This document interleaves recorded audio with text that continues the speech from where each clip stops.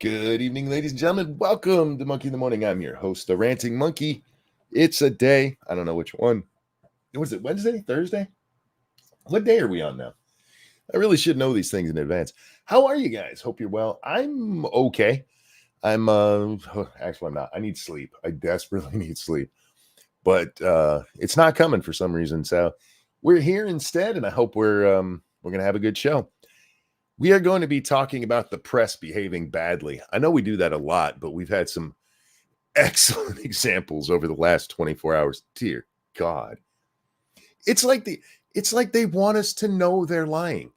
It's like they're doing it on purpose to see how much they can get away with.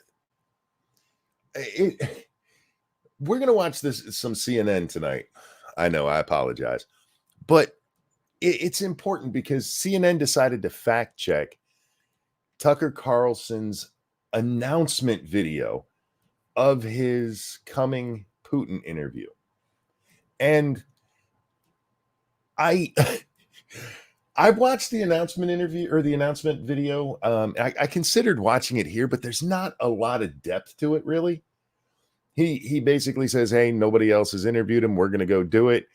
It's coming and everybody can watch it because we're not going to hide it behind a paywall. And he thanks Elon Musk saying that he's not going to censor it in any way.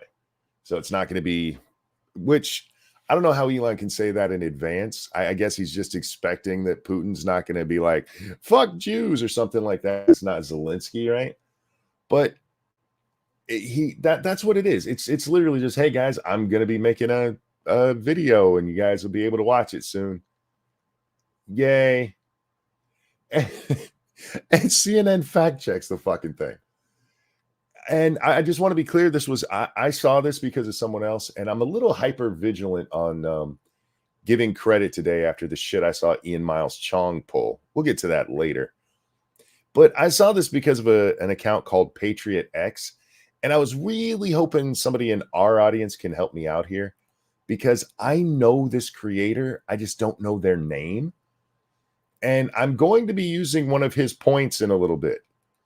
I stopped watching. I did not watch any more than this little clip that's here because he made a point. And I'm like, shit, I don't want to be repeating people. But who is this gentleman in the lower right corner? Why do I know his face? Anybody know him off the top of it? I want to give proper credit when I use that point. I would have picked it up myself. Don't get me wrong. I'm a smart guy. But in this case, I did not. It's why I don't watch people react to stuff. Because I don't want to be influenced by them. But the point is really good. And you know what? I'll just say right now, it's what's in the headline here. CNN basically admits to what people are calling treason. We tried to commit treason. We tried. I believe I know he's a conservative YouTuber. I think he's a conservative YouTuber. That is the Black Conservative. Is that his name? I don't know, but I call him Kevin. I want to make sure I give him proper credit because I think it's important to shout people out when they're correct, and he's absolutely correct in what he says. But we're going to watch our own version of the video. Well, I don't want to say our version of it because I didn't record this. This is CNN's own recording of their, what do they call it? That's a lie. Abby Phillips calls out Tucker Carlson's Putin announcement. That makes it sound like there's something. What'd he lie about? Black Conservative Perspective. Is that the name of the channel? Thank you so much. Black Conservative Perspective. Check him out if you get a chance. I know I've seen him before. He's not somebody I follow on a regular basis. So if you guys are so inclined, go check him out. Anyway, so CNN decides to watch Tucker Carlson's announcement, and it's kind of low audio. Sorry, there's no real way for me to turn this up. Hopefully it's not too bad. We're here to interview the president of Russia, Vladimir Putin. Tucker Carlson is lying from the streets of Russia, no less. That's how this starts. I want to just make sure you guys understand. This is CNN's version of this. I didn't cut this up. They started with Tucker Carlson saying, we're here in Moscow. And she starts with, he's lying from the streets of Moscow, no less. Okay, that's a weird place to cut in there, unless you're actually trying to suggest he's not there to interview Putin, or that he's not really there. You know what I mean? That's a weird place to stop and go, you're a lying fuck. But that's what she does, because what was her name again? Abby Phillips seems to be an idiot. Not a single Western journalist has bothered to interview the president of the other country involved in this conflict, Vladimir Putin. That's a lie. Serious news outlets, including CNN, have requested Putin to interview over and over again. Now, I just want to point out, we watched a video yesterday from CNN where the lady was telling us how bad Tucker Carlson is for this. And this is what I was talking about. This is where the black conservative perspective, where he's the one that points it out. She just admitted they've been trying to commit treason. Look, man, what he's doing is treasonous. And we've been trying to commit treason for a while now, and they just won't let us commit treason. Your own colleagues think you trying to get an interview with him is treason. Now, reportedly, and I don't know if this is true, I think it's Christine Amapanyor, whatever her fucking name is. We'll see her in a little bit. That she says that somebody from Russia said that Carlson was wrong. He's not wrong. Even if what she just said is 100% true, he's not wrong. Let's listen to what he says again. Not a single Western journalist has bothered to interview the president of the other country involved. He did not say no other journalist has bothered to try to interview Putin. He says none had bothered to do it, and that is important. We know that media outlets make concessions in order to get interviews with people. They do it all the time. Yeah, we won't ask about that. We will let you guys see it before we put it out and approve it. This is shit that happens in the industry. They like to deny it until they're caught doing it all the time. But this really happens. So I'm curious, what were the conditions that Putin wanted?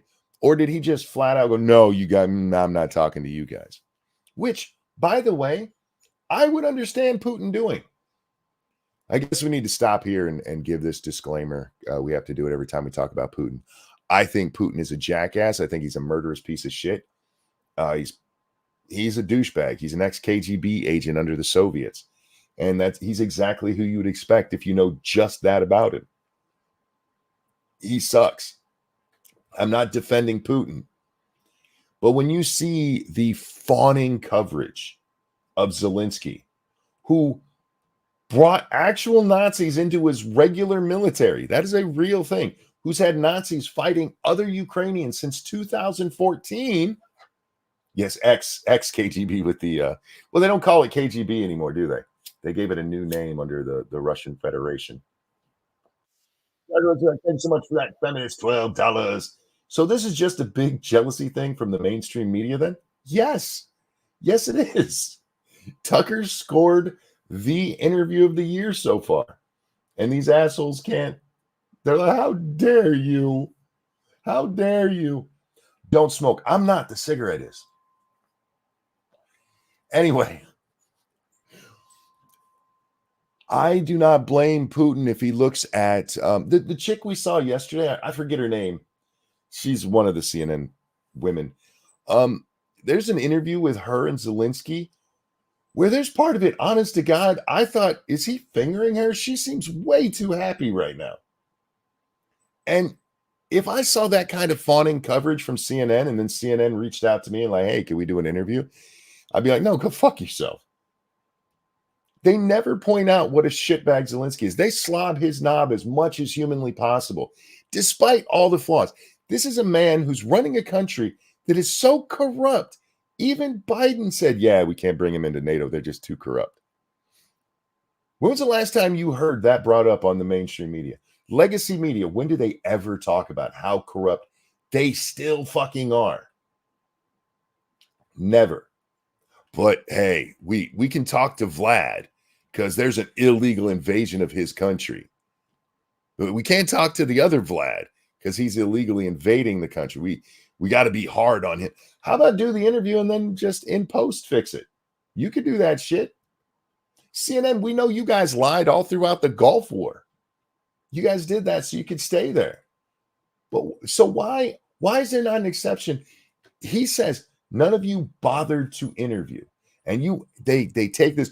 He says nobody bothered to try to interview him. Those are two different things. They really are. And it's not just a pedantic thing. This is it's not semantics. It's a real thing. They go out of their way to interview people and give them all kinds of concessions, but they wouldn't for Putin. They did not bother to interview him. They didn't bother to interview him. He lied. No, he didn't. Involved in this conflict. Vladimir Putin.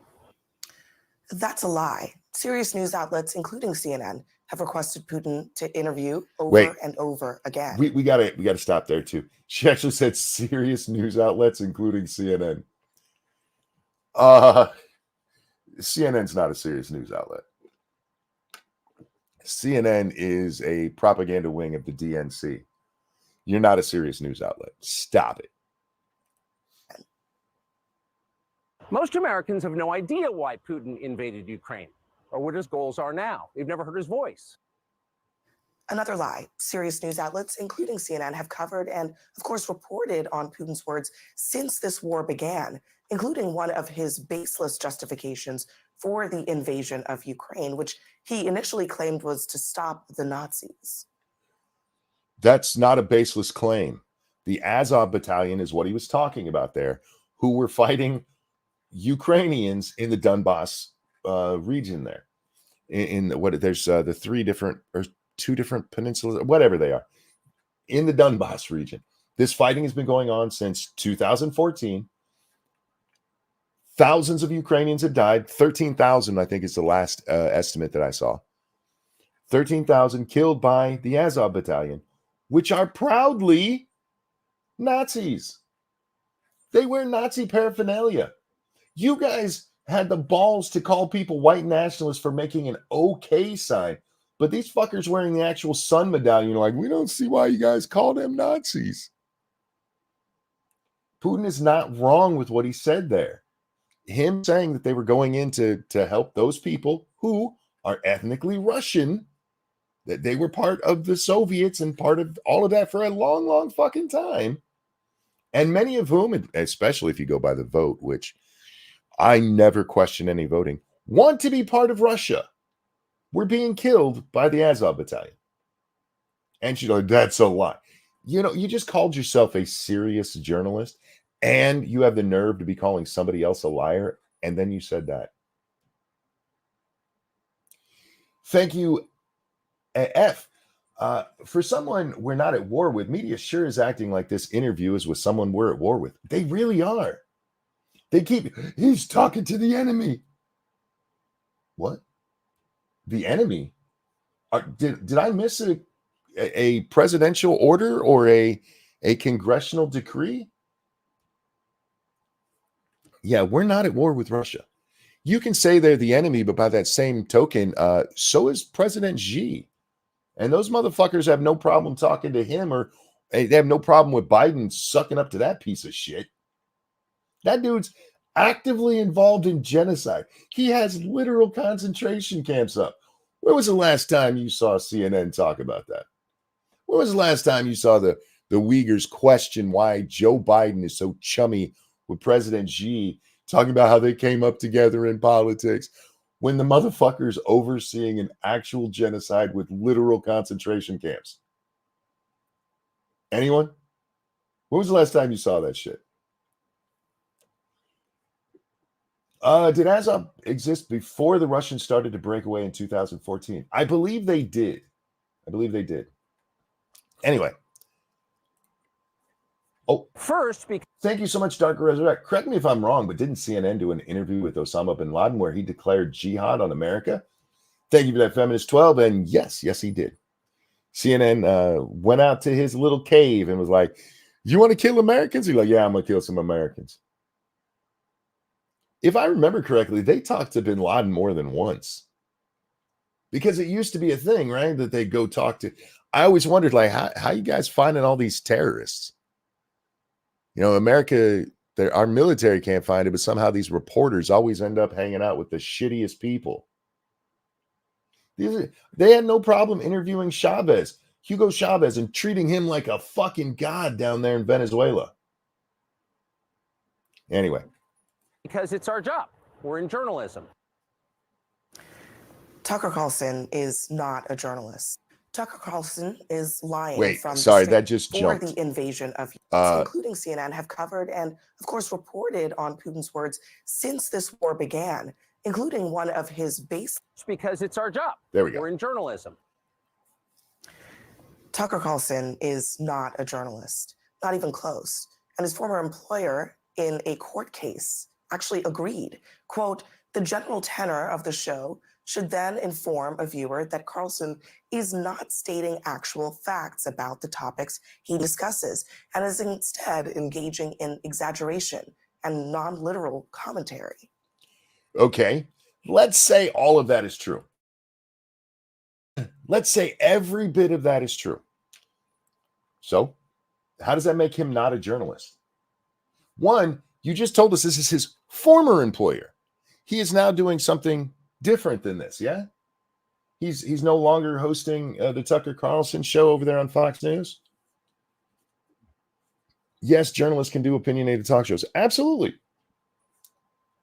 Now, you need to make sure you're letting people know that's what you're doing. And Carlson never made any, how do I say, he never said, hey, I don't provide commentary. All I give you is the facts and just the facts.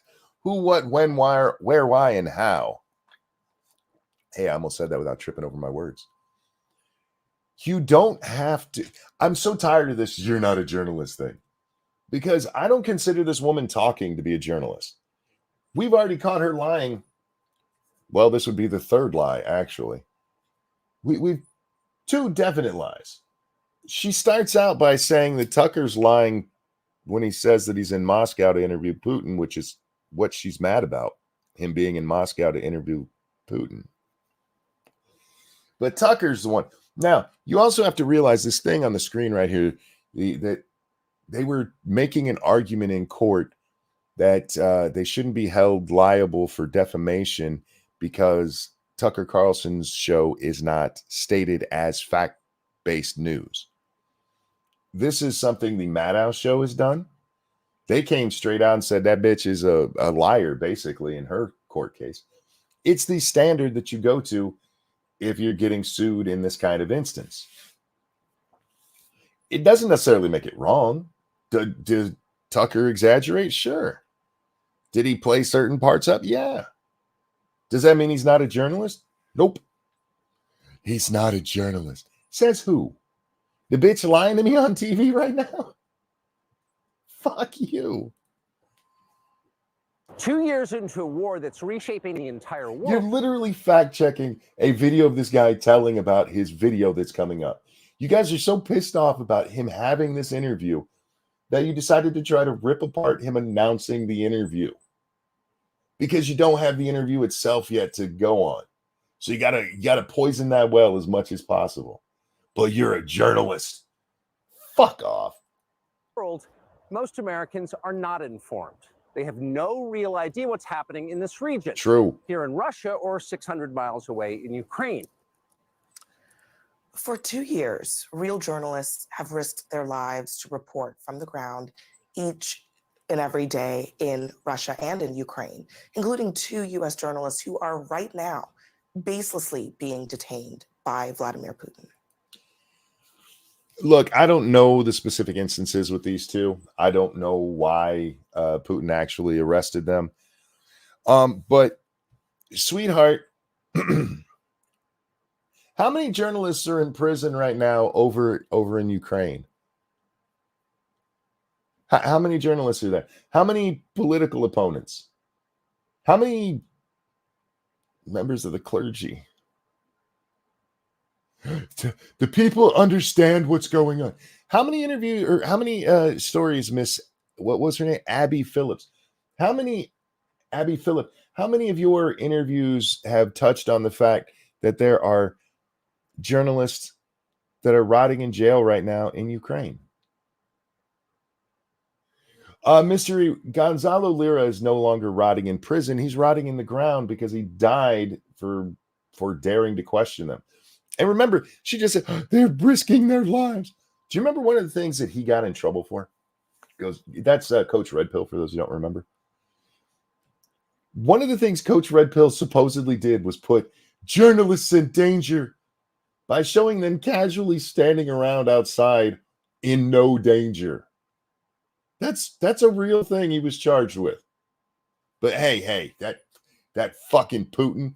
Go ahead, show me you're a real journalist. Give all the facts. This is what Tucker's talking about. You can still think Putin's a fucking shitbag. But Americans are not being given the full story here. You just lied about the Azov battalion. Something that ABC News did a story on 6 months before the invasion. Calling them Nazis. And nobody said, how dare you call them Nazis? Nobody said that shit until, like, Russia went in. There's never been a Nazi, even during World War II, when the Nazis were rushing across Europe. Not one of them ever stepped foot in Ukraine. They have a magical non-Nazi barrier over the place because that's how much they respect Jews and hate Nazis. It's fucking nonsense, man. Azov was founded in May of 2014. Okay, fair enough. And joining me now is founding partner and Washington correspondent for Puck, Julia Ioffe. Julia, thanks for staying up for us. What is it? You brought in someone from Puck because you're a serious journalist. In it for Putin to do this interview with Tucker Carlson, both from an American audience perspective and also, of course, his audience back home in Russia? One, I really hate her tenor. Why are you talking like you're trying to put people to sleep? Abby, thank you so much for calling out so many of Tucker Carlson's lies. She didn't point out one actual lie. Not one. Not a single one. In fact, she lied herself repeatedly. Thank you so much for calling out those lies that you lied about. By the way, did you know a black guy got beat up in Chicago at 2 a.m. when it was minus 30 degrees out by MAGA supporters? So many of them in that 4.5-minute video that it's hard to get at all of them, but I'm glad you dismantled some of the most important ones. All right, let's do a national poll, CNN. You guys have the ability to do this. Give people the option. Ask them, are there Nazis in Ukraine? And only people who watch CNN to get all of their news are allowed to answer. Let's see how that turns out.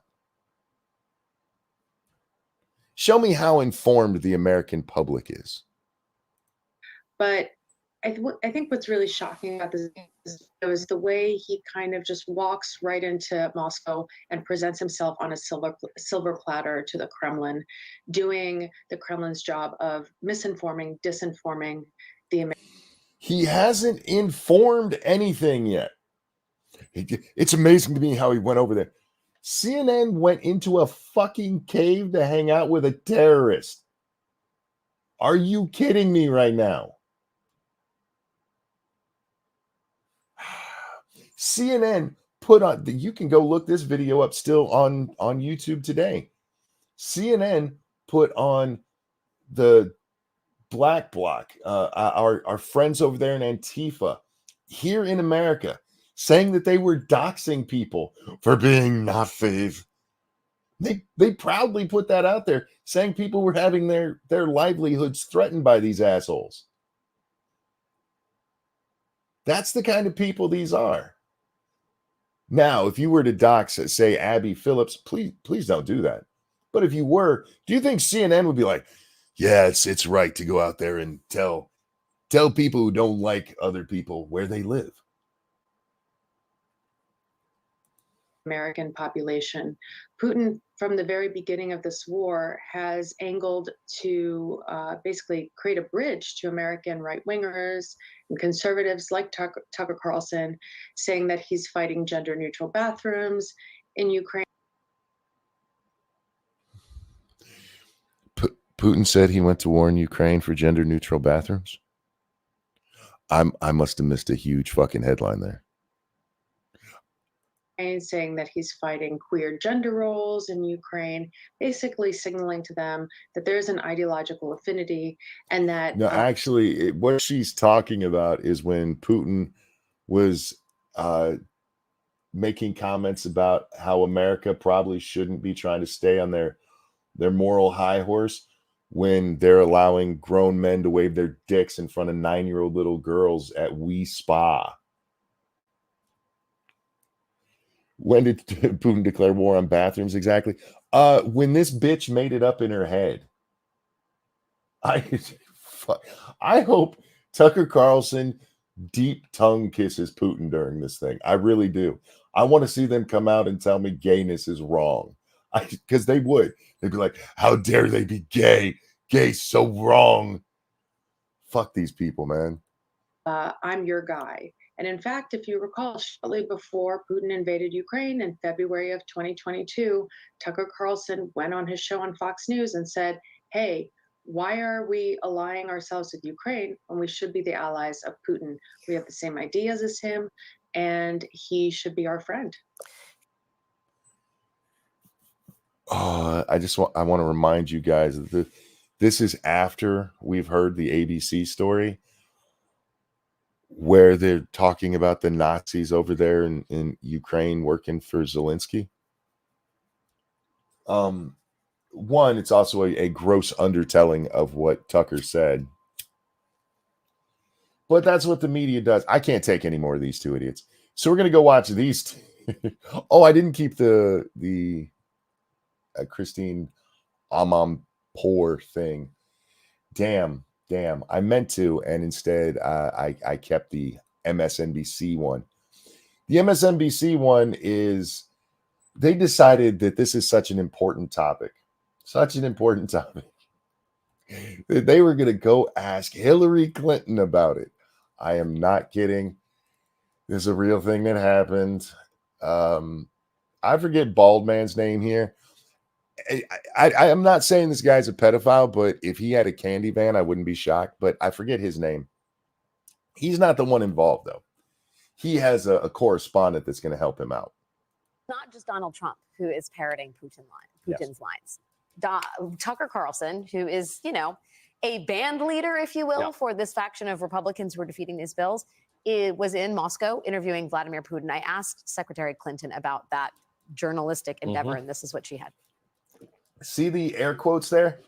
The whole point here is to paint this as this isn't journalism. Real journalism's what we do. Ask Mika on the morning show, and she'll tell you we're the ones who are there to tell you what to think. We're the real journalists. For Kane, thank you so much for the hot dog. I appreciate it, my friend. I want a hot dog now. I haven't had a hot dog. All right, here we go. Thank you so much for that. Let's celebrate their third super chat on live stream. Hey, thank you so much. That's your third one here. I see YouTube trying to do the Twitch thing of bringing attention to donations and support, financial support of the channel. I think it's kind of cool that they've started doing that. Kind of sad it's taking them this long. CNN hasn't had real journalism in years. You could make the argument that CNN has never had real journalism. I used to like CNN headline news. It was a good way to at least know what stories were being talked about. But dear Christ, man, they are nothing but shitbags. CNN really gets big because of the first Gulf War. And it turns out that they were lying shitbags during that too. Anyway. Had to say. Tucker Carlson is in Moscow right now interviewing Vladimir Putin. Right. The first American, I'll say, journalist to interview Putin since the war in Ukraine began. What does that tell you about Tucker Carlson and right-wing media and also Vladimir Putin. Tucker Carlson is in Moscow. I'll call him a journalist to interview Putin. What does that say about Carlson, right-wing media, and Putin? What? Wasn't Cronkite CNN? No, Cronkite was CBS, wasn't he? She is asking the former Secretary of State about Tucker Carlson going to do an interview. But Tucker Carlson's the one you got to use air quotes with when you say journalist. Journalist. You have a former Secretary of State, former senator, wife of Bill Clinton, and your question is about Tucker Carlson. I mean, it gave me content, so thank you, but for real? Well, it shows me what I think we've all known. He's what's called a useful idiot. I mean, if you actually read translations of what's being said on Russian media, they make fun of him. I mean, he's like a puppy dog. You know, he somehow has, after having been fired from so many outlets in the United States. What she's getting at is not actually, they say he's like a puppy dog. The Russian media has been fawning over him being there. They have. There's no getting around that. But so they're making fun of him. No, they're not. Useful idiot, that's a Nazi term like big lie. Useful idiot is also something applied to communists. We've used that term many times. It's actually used to describe people like Hillary here. I would not be surprised if he emerges with a contract with a Russian outlet, because this is real journalism. Yeah, Tucker Carlson is probably going to get a job with Russia Times or something, because being his own man, not having to listen to any boss, making the money himself, that's just, it's not what he really wants to do. What he really wants to do is just go be a mouthpiece for Putin. You are such a fucking douchebag. I know why your husband didn't fuck you, and it's not because you look like a catcher's mitt and have since you were about 16. Because he is a useful idiot. He says things that are not true. He parrots Vladimir Putin's pack of lies about. You gave Vladimir Putin a reset button that was misspelled. Do you really want to be calling somebody an idiot? Ukraine. And you did that as Secretary of State. That's not even like a journalist made an oopsie. You were officially representing the United States, and you gave him a misspelled reset button, you fucking tard. I don't see why Putin wouldn't give him an interview, because through him, he can, continue to lie about what his, objectives are in Ukraine. Well, let's talk about Vladimir Putin's objectives in Ukraine. Do I think he actually went to war to stop the Nazis? No. I think that is just a useful talking point for him, because there are Nazis in Ukraine. I think he went to war there for what he has said repeatedly, that it's because of NATO expansion, because the talk about bringing Ukraine into NATO kept getting higher and higher and higher. This is how we know Joe Biden said, no, Ukraine is still too corrupt. Apparently not too corrupt for Western media to be sucking his dick, but corrupt enough that they couldn't be allowed into NATO. The folks who weren't paying their fair share the whole time that we've been together, until Donald Trump said, do it or we're leaving. There's also the fact that he wants to connect Crimea to Russia proper, which you can do through the Donbass region. You have the fact that the Donbass region, despite what you're hearing, wants to go join Russia, at least a large part of them. So, I mean, I'm curious what she thinks his reason is. I'm sure to her, it's he just likes war. Or my favorite, he wants Poland. That's their favorite thing. If he gets Ukraine, he's not trying to take all of Ukraine, by the way. He's not. That has not been part of his any of the negotiations. None of it has been Ukraine must surrender to us. If that was part of the equation, they never would have backed off of Kiev. They had it surrounded. Klitschko was like, we're fucked. And the Russians went, cool, we're going over to the Donbass region to help them because that's where we really want to be doing things. They don't want all of Ukraine. I'm not saying they deserve any of it. I just want to point that part out. But they don't want all of Ukraine. That's not the immediate goal. It's not even a long-term goal for them right now. But hey, Putin and he's going to say what they want us. Fuck you, bitch. You sit there and repeat what Zelensky says. And that little fucker, his goal is to make money. You know, what he expects to see happen.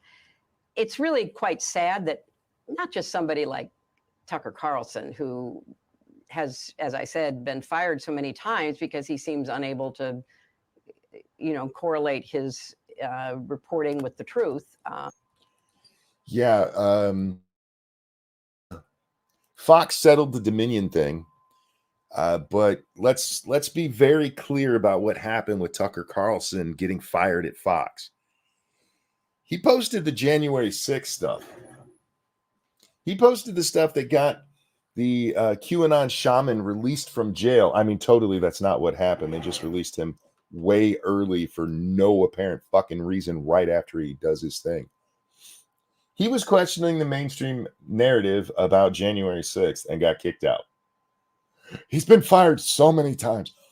Okay, let's even say that's true. He's been fired because he just keeps lying. He was fired from an opinion show for lying? I don't think that's true. But even if he was, what does that have to do with this here? Look, I have my problems with Tucker. His interview with Andrew Tate, he didn't lie. He just went in there and accepted Andrew Tate's bullshit without educating himself on it first. And I'm not going into this interview with Putin thinking that he's going to be tough as nails reporter with him. I fully expect that there's going to be parts of this interview that I disagree with, because I do think he's probably a little too nice to Putin sometimes. But that doesn't mean I don't think that we should be like, oh no, he shouldn't do this. If I thought that, none of the media should be interviewing anybody, because these people fucking lie all the goddamn time with impunity. Thank you so much, Evolved Potato. He might not want Ukraine as Russia, but he does want it as a puppet state.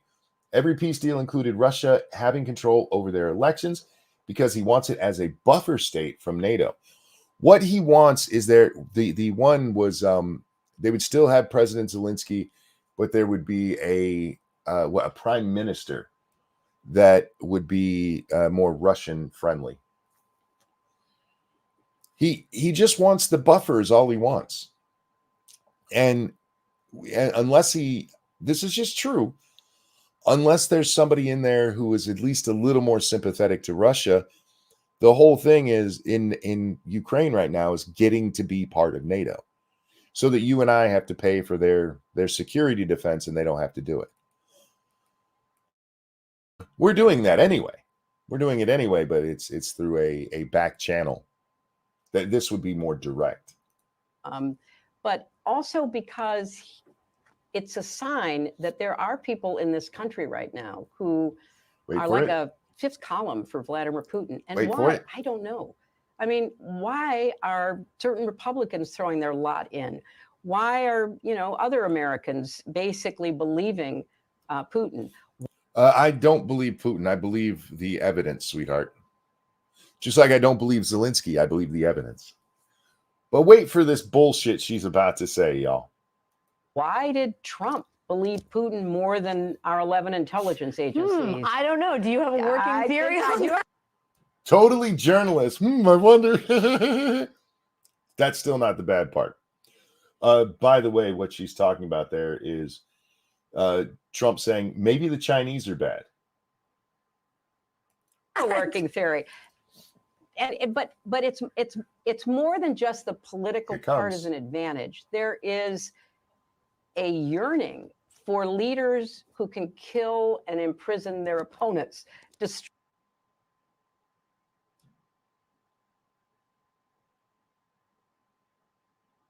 Yep. There's a yearning for people who kill and imprison their opponents. Oh, God. You say this as our president sucks up to Xi and Zelensky.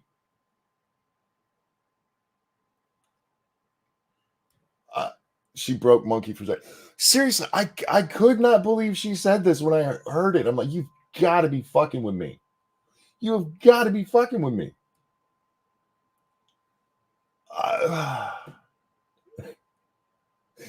You literally have the president of the United States trying to lock up his political opponent.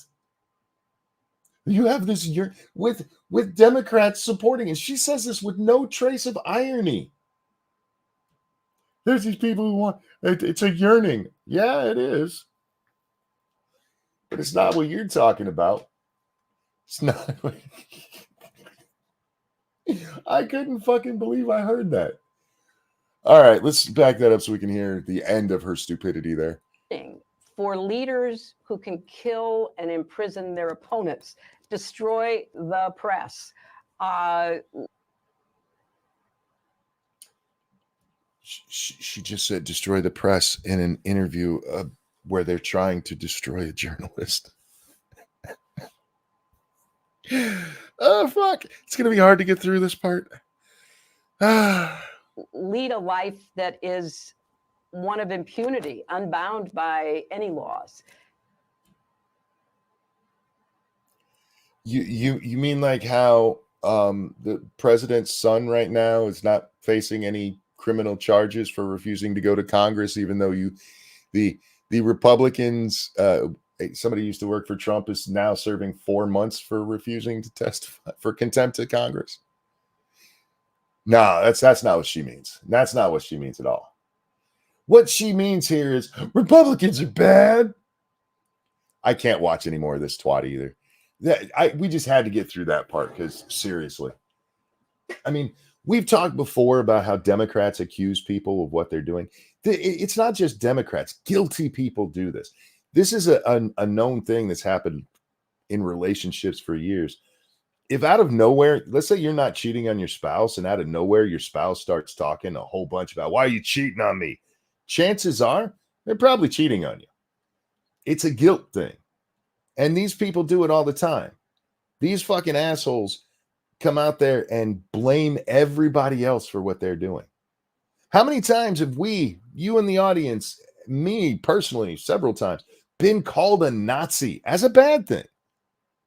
But if we point out that there's Nazis in the Azov battalion, that there's actual Nazis fighting in Ukraine, not people who said feminists are retarded, actual fucking Nazis, they're like, how dare you? These are good little boys and girls who hate Jews. They always accuse you of that which they are guilty. I didn't come up with that saying, but it's really a true thing. Yes, Toby Keith did die yesterday, Rogue. He passed away after a long battle with stomach cancer. All right. We have so many other stories to get to about the media behaving badly. Again, check out Black Conservative Perspective. I will go see the rest of what he said because I saw that clip and I'm like, nope, can't watch anymore because I don't want to be influenced by what was said. Now that I've had my say, I'll go see what he said. Anyway, let's move over to the Washington Post. Big Dro says, I don't think you're a Nazi. I was told I was Jewish today. Again, suddenly I became a Jew again today. This really fucking weird troll. I may have told him that his mom sucks Jewish dick for pocket change to support her meth habit. But even before then, he was a piece of shit. I get so many labels thrown on me that just aren't true that it's honestly mind-boggling. What's up, Jack? How you doing, my friend? Not too bad. How are you? I'm hanging in there, my friend. People were mad that you weren't here at the beginning of the show. You keep getting me in trouble. I'm pretty good at that. I fell asleep. Sorry. For the record, I send him the link I think twice since we've been doing this. I forgot to send the link. What? I send it every day, guys. Too many. But this wasn't one of those twices, so it doesn't matter anyway. That's true. No, I just fell asleep at my desk. Sorry, everybody. Sorry. Jewish or Jewish? No, I was a Jew and a Canaanite, which was like, wow, you're old school racist. Way to dust off Canaanite. What? Man, your detractors are some of the weirdest fucking people I've ever seen, man. And that's saying something coming from me. It's wonderful. I enjoy it so much because it's just funny. And look, I never feel bad about the jokes I make at these people's expense because, well, they deserve it. There's some things I've said to people on Twitter where if it was a different person, I might have felt bad about saying it. You know, but they're such shitbags that I just don't care. How did he, like, I can understand if he busted out Philistine, but Canaanite, you're trying too hard to sound smart. Well, he was mad that I suggested his mother was a whore-sucking Jew dick. For money. For meth, actually. It was for pocket change to get meth, is what I said. Yeah. Which, by the way, I was proud of that one. As it should be. I was like, I got to work a mom joke in here somewhere. He's asking for it. Yes, that is really how my mind works, guys. I love me. All right, Jack. No. We just talked about how fucked up the media is in regards to the Carlson thing, but we have kind of a theme going tonight. Oh, no. Just the media behaving badly. And in this case, this is Mr. Jeff Stein or Steen. Can we have an international meeting where we decide how to say Stein, and just from now on, if it's Steen, it's 2 E's, and if it's Stein, it's Stine? Nope. Please? Nope. That would ruin the multiverse. The Berenstein Bears would be all fucked up across the multiverse, and that's what keeps the Mandela effect in play. So can't do that. Too easy. I have a friend whose last name, it's like Stein, but it's not. I don't want to say his name. But his family, because they decided they didn't like the rest of the family, they changed the way they said it. So in that case, instead of Stein, they would say Steen. And because I asked him about it one time, like, are you related to all the other of these around here? And he's like, yeah, actually we are. His grandfather got pissed at his great grand uncle or whatever the fuck it is when it's your granddad's brother. And yeah, so they split away from the family and just changed it. They didn't even change the spelling, just the pronunciation. That's hilarious. Like, cool. That way to be petty as shit. Yeah, that is so vindictive. Yeah, well, fuck you. I'm just changing the name. We say it. Frankenstein. Yes. So anyway, we have Mr. Jeff Steenstein over here. See, guys, I'm totally a Jew. I know how to say Steen right. Your Jew cred goes down by the second. Due largely to an unexpected surge in immigration, the U.S. economy will be about $7 trillion larger and federal revenue about $1 trillion bigger, the nonpartisan Congressional Budget Office said Wednesday. That's not what they said. Oh, did he get rid of his other post from this? This presents a problem, Jack, because I need the actual quote from the Congressional Budget Office. So give me a second while I find that. But what he's saying there, look, $7 trillion more to GDP is what they're talking about, Jack. Not that there's going to be $7 trillion more in the federal coffers. It's not that. It's that this unexpected surge in immigrants is going to lead to a whole bunch of, here we go, a whole bunch of new money for America. Sounds great, doesn't it? Yeah, but Here's what it actually says. In our projection, the deficit is also smaller than it was last year because economic output is greater, partly as a result of more working people. The labor force in 2033 is larger by 5.2 million people, mostly because of higher net immigration. It's weird that there's this unexpected immigration that they're listing here. Remember, he said because of unexpected immigration. They're literally expecting it. no one expects the Spanish Inquisition. No one expects what they expect. Anyway, as a result of those changes in the labor force, we estimate that from 2023 to 2034, GDP will be greater by about $7 trillion and revenues will be greater by about $1 trillion. That's taxes coming in. Than they would have been otherwise. We are continuing to assess the implications of immigration for revenues and spending. Now, I want to point out that I saw this because AOC retweeted the guy saying, see, immigrants aren't a drain. Uh-huh. Okay, first of all, I just want to point out that this is from the Congressional Budget Office. The same people who overestimated the number of people who would join Obamacare by 30%. Yeah, they do this every time. They always overestimate and then correct it. Well, let's just take their numbers at face value. Okay. 5.2 million people in the labor force, largely immigrants, right? That's what she said. That's what this says. Yeah. Means we're going to be having $7 trillion more as part of our GDP a decade from now. Which, if you do the math on that, means that each one of those 5.2 million people is going to be responsible for $1.3 million worth of GDP.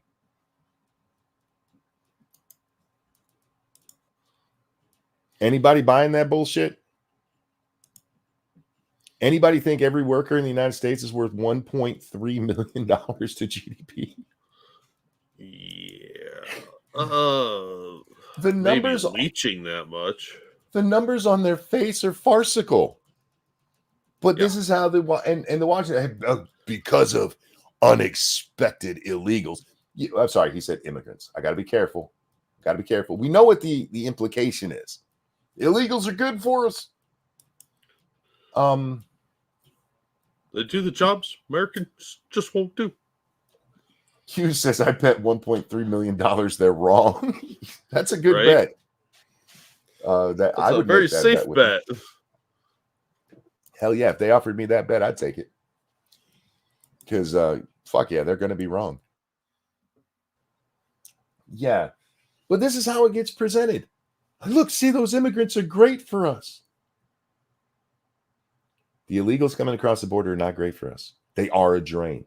They're not going to bring $1.3 million each to GDP. That's fucking retarded. I don't think if you brought in 7 trillion of them, they're going to increase GDP by $7 trillion. Look, they're using that new math, the one that doesn't make any sense. And they're just like, yeah, roll with it. They're net good because we said so. GDP will go up $7 trillion because we're going to bring in 5 million migrants. Fuck right off. If that were true, we'd already have that 7 trillion, you fucking retards. We brought in 6 million in just the last 3 years. Where's that GDP growth? But as always, this is a projection, Jack, for a decade from now. They're never held to this shit, and it's always done for political reasons. Yeah. The Republicans and the Democrats both use the CBO to try to push agendas by convincing you guys that their bad policies are going to lead to riches. And they're full of shit all the time. I would be more shocked with the CBO getting something right than I am by them getting something wrong. In my entire life, I don't think I've ever heard them get anything close to right. No, they always had the best thing about that. I brought up an article and posted it there. in response to this guy saying, "Hey, I'm still looking for the Obama numbers." The article that talked about how they were off by 30%. The best thing they can say about it is this, but they were still closer than some projections. That's being off by 30%. Hey guys, underestimate your bills by 30%. See how it works out for you. 30%. The Congressional Budget Office, their whole job is to try to sell legislation. That's what they do. They're supposed to be there to take a genuine look at it and go, this is what it's going to cost. But they always underestimate spending. They always overestimate tax revenue. And it's ridiculous that we take them seriously on anything. Continuing on with our news behaving badly. This is the story I woke up to. Our old friend there at Libs at TikTok, Shayak, what's her name? Shayak Rabadi. I don't remember her name. Something like that. Libs at TikTok. Libs at TikTok. She had yet another hit piece written about her. This time by NBC. You know, because they can be trusted. You know, like you do. In it, they tell us that when she posts something, you see, it causes it's stochastic terrorism because it causes people to go out there and make bomb threats, Jack. Oh no. They make the bomb threats. Now they point to things like, I'm trying to find the actual article. I know I retweeted. I just don't know where it went. But they point out things like the FBI saying that because of her, they're wasting resources because they have to go track down these fake bombers. Ugh.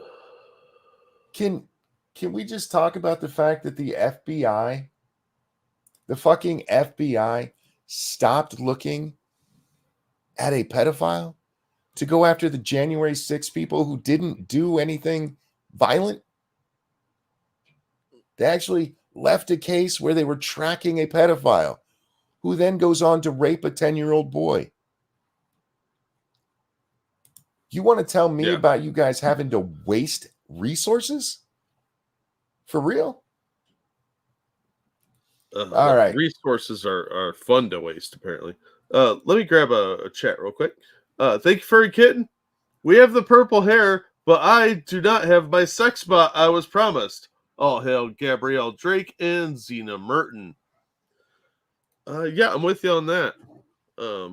It's well past 1999, too. We don't have any deep space exploration going on. But thank you, Furry Kitten.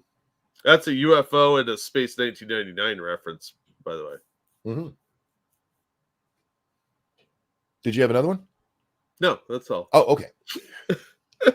I thought you said you had a couple there, so I'm sorry. No, I was waiting for you to finish. Thank you, Furry. After Libs of TikTok posted, at least 21 bomb threats followed. Dun, dun, dun.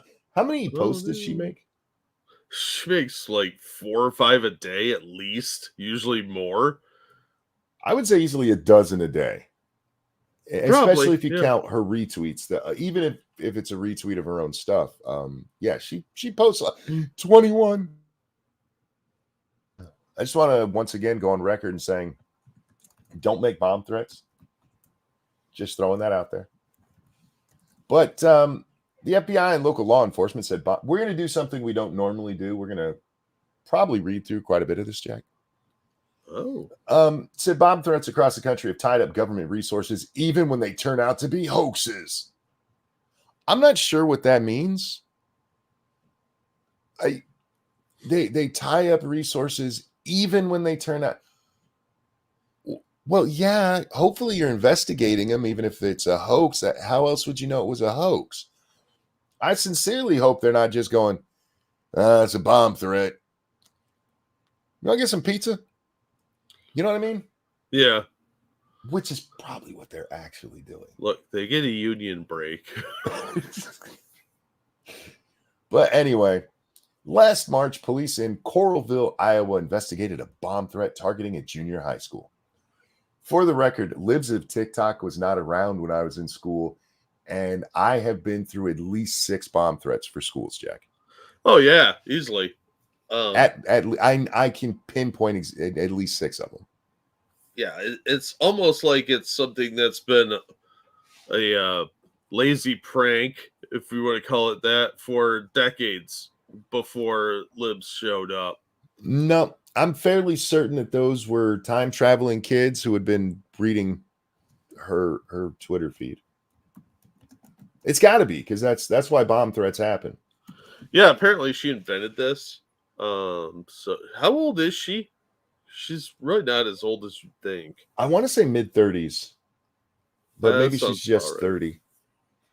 So For she's the record, somewhere around 30, and they're saying this never happened. But like when she was an infant, was somebody like, "Oh, look at that adorable baby! Now time to blow things up." right? Yeah, when I say that at least 6 bomb threats, Jack, I also want to point out that's between 8th grade and 10th grade. Yeah, It's that 3 sounds years. Right. It's just that 3-year period. I don't remember ever having them before 8th grade. But yeah, and that's also when the Anarchist Cookbook became a big thing in my school. Oh yeah. Suddenly, that book's been around since like the 70s. Yeah. So my peer group discovered it. Let's see, 8th grade. That would make me about 13. So 1988. Yeah, that sounds about right. But that's when it blew up at my school. Pardon me. That's when it went all Muslim at my school. There you go. There you go. And yeah, after that, I even go to a different school in a different city the next year because we moved back to Virginia Beach. And we had 1 bomb threat there. And then I go to my high school and we had several there. Jeez. Yeah. We had bomb. Fuck, we used to love them. I know that the authorities don't, and I'm not telling people to do this, but as a kid who was pretty sure there probably wasn't a bomb in our school, getting to go hang out in the parking lot, because they didn't even let us go home or anything. You guys go stand in the parking lot. Yeah, that's how ours were. Like the building might blow up. All these cars. That big metal thing with gasoline in it. Go stand by it because this building might explode. Yeah. Yeah, stand near all these possible secondary targets. But yeah, now it's like so fucking common. Yeah. So just don't understand how you can even remotely blame her for this. This is stupid. It's lazy. It really is just lazy hit piece writing. Well, that's one of the reasons I want to read it, is because of just how fucked up this article turns out to be. Anyway, authorities brought in specially trained dogs to sniff for explosives and started looking into why somebody might target the community's teachers and students. Ooh, scary. Law enforcement quickly determined that the threat was a hoax. Oh, but it could have been real. Detective Hannah, I don't like when a D is followed by a V in a word. That's especially at the beginning of the word. Dvorak?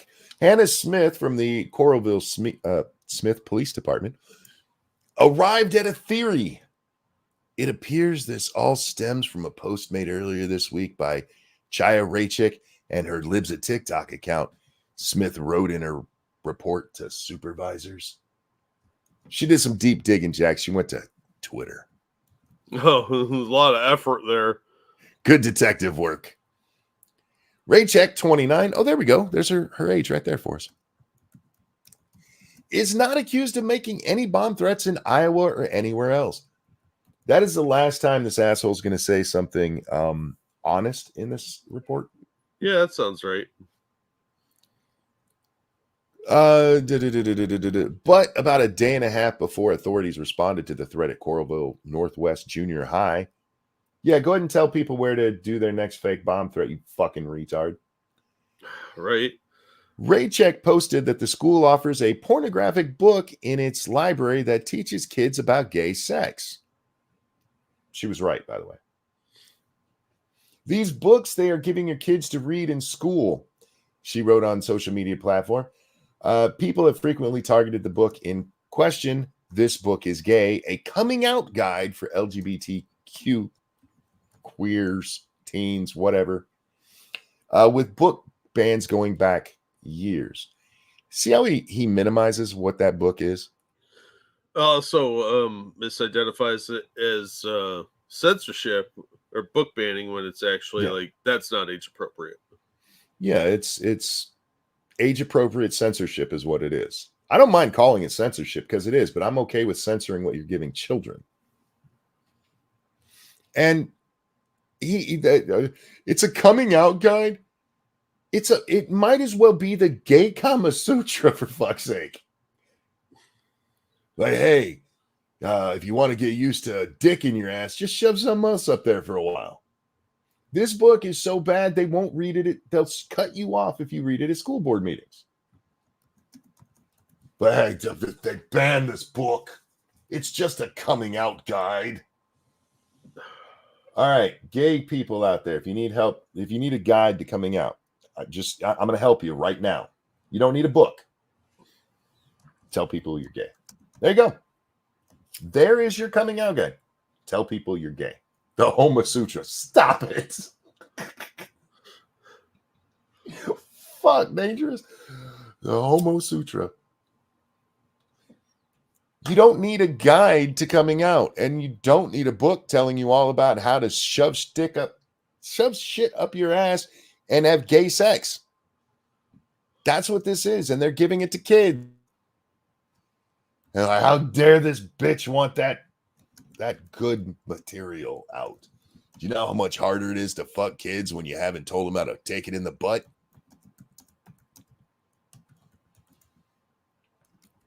The Coralville detective wrote in her report that one of Raycheck's supporters could have a role in that bomb threat. You know who else could? Since they haven't arrested these people, Jack, you know who else could? People who don't like her. Yeah, framing her. But that never crosses their mind, ever. For the record, before we go any further, this is a hit piece on Libs of TikTok, on Chaya, however you say her name. Chaya, will you change your name so I know how to pronounce it? I'm not saying the pronunciation has to change. Just, spell it phonetically for me. I'm kind of retarded when it comes to names. Anyway, this is a hit piece on her. By their own definition, this is stochastic terrorism. Hate fact. Because if anybody reading this goes out there and makes any threats to her, that's this guy's fault now. Oh, yeah, that's true. It is a call to action, let's be honest. 100% is. It's their veiled use of threats in weaponization of the useful idiots that follow them is really pathetic. And the double standard is so obvious. But no, I didn't do that. I'm just journalist reporting. This is them literally saying, hey, this woman pointing out something caused people to do horrible shit. We're going to point it out. Wink, wink. Because that's how they actually look at things. The whole idea of stochastic terrorism comes from these people because this is how they think. Yeah. There's a person I don't like. I have to kill them. I have to destroy their life. This is what you guys do. Yeah, people they're all about life ruination. Yeah. People going to a school board meeting to say, get this porn out of our children's school is not life ruination. Anyway. Can you drop the link in the chat to this? Sure. Is there somebody mad that I'm not reading fast enough? No, they're asking for the link. There it is over on Rumble and over on Twitter. Sorry, on Twitter. On YouTube. No. Why can't I?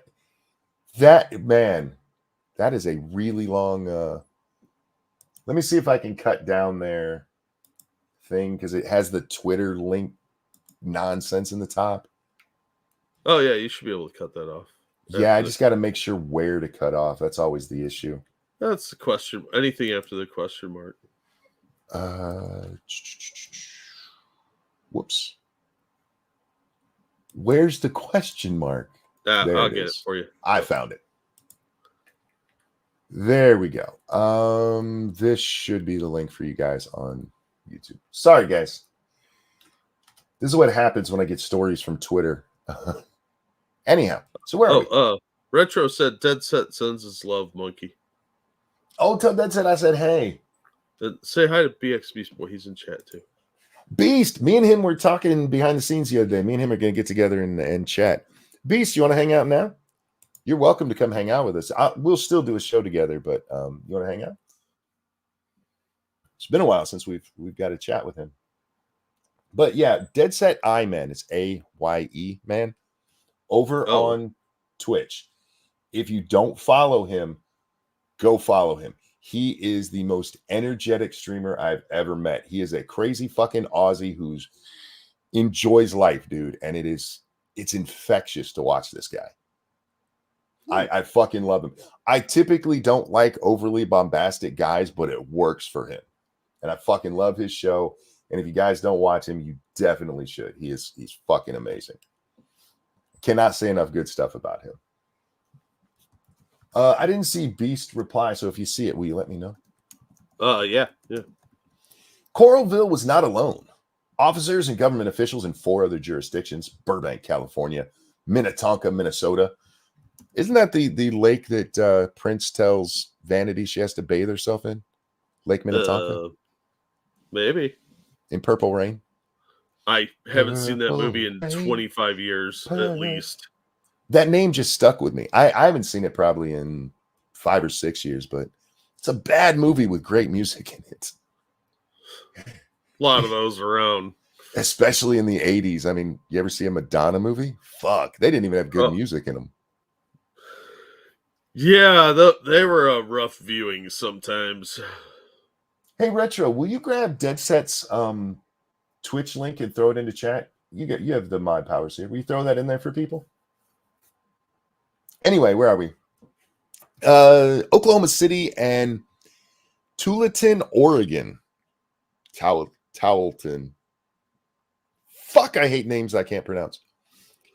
Told NBC News they believe Raycheck sparked threats in their localities with her posts on social media that digitally heckle people such as drag performers, LGBTQ teachers, and doctors who treat transgender patients.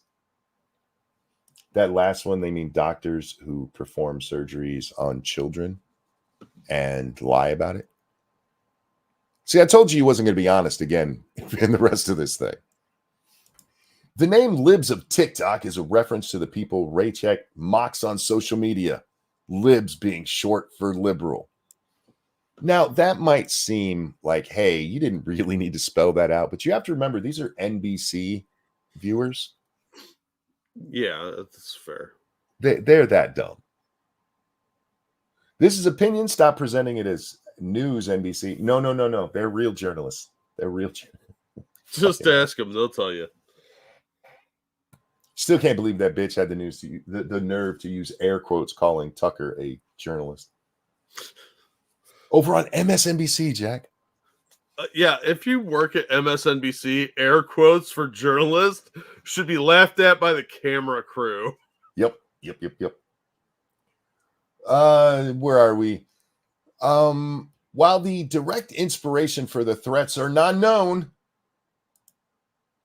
but we're going to write. Yeah, you're going to link it anyway. We're going to write a 1,000-page article or 1,000-word article telling you it is. The timing suggests that libs of TikTok posts have been used to pick targets. All right. In fairness, it's probably why it's happened, Jack. I'll just be honest. We know the Boston Children's Hospital one was bullshit. Yeah. That was not a bomb threat called into anybody. Just somebody said, yeah, I got a bomb threat. There's no evidence that it actually happened. At least one of them, anyway. Yeah. But even if we're talking about somebody who's trying to make her look bad, it's still because she posted, right? So they pick their target based on that. I have no problem with that. My problem is, even if it was all people who are on her side, you're blaming 21 fucking retards. You make no mention of the millions who see this who don't call in bomb threats. You don't, hey, there's millions of people who follow her who all they do is roll their eyes and go, yeah, it's the fucking world we live in. But these bomb threats. Don't mention any bombs or anything that happens from, I don't know, NBC reporting. That's never happened. Marjorie Taylor Greene being repeatedly swatted. That's just a coincidence. At least it wasn't a bomb threat, Jack. It was just police showing up at her house with guns drawn on her and her family. It's not like they cleared out of school and told everybody to go stand somewhere else while they walked through the building. Yeah, that's where the real danger lies. I fucking hate these people. NBC News identified 33 instances starting in November 2020 when people or institutions singled out by libs of TikTok later reported bomb threats or other violent intimidation. I want to go back to the title of the article, which tells us 21 bomb threats. And now we're up to 33 because they added other violent intimidation. Care to be specific on those? Misgendering and hate speech counting. The threats, which on average came several days. Way to be specific there, homie. You could, if you know how to work averages, you can say on average came 4 days later. That's why you use the term on average. So you can actually give the average. What? You don't say on average and then give a fucking generic, I don't know when it happened. On average, stuff happened. Jesus Christ. I fucking hate these people. Some of them were 3 or 4 weeks out, but once you factor in the averages, it looks a lot more sinister. I wonder how many of them came after news organizations wrote stories about libs of TikTok talking about somebody. Oh, we're not going to look deeply into that. That would be, then it might be the mainstream's fault. Seriously. How many days? Because if it's 4 days later, we know from like the Boston Children's Hospital thing, the media reports on that were that day. Yeah. So who's the real problem there? Her or you? The real problem is that they created her and they don't want to admit that, but they, in their attempt to smear her, made her popularity explode. See this person who just repeats what we say and occasionally adds commentary in the tweet. Oh, this person's a monster. Wow, you people are degenerates.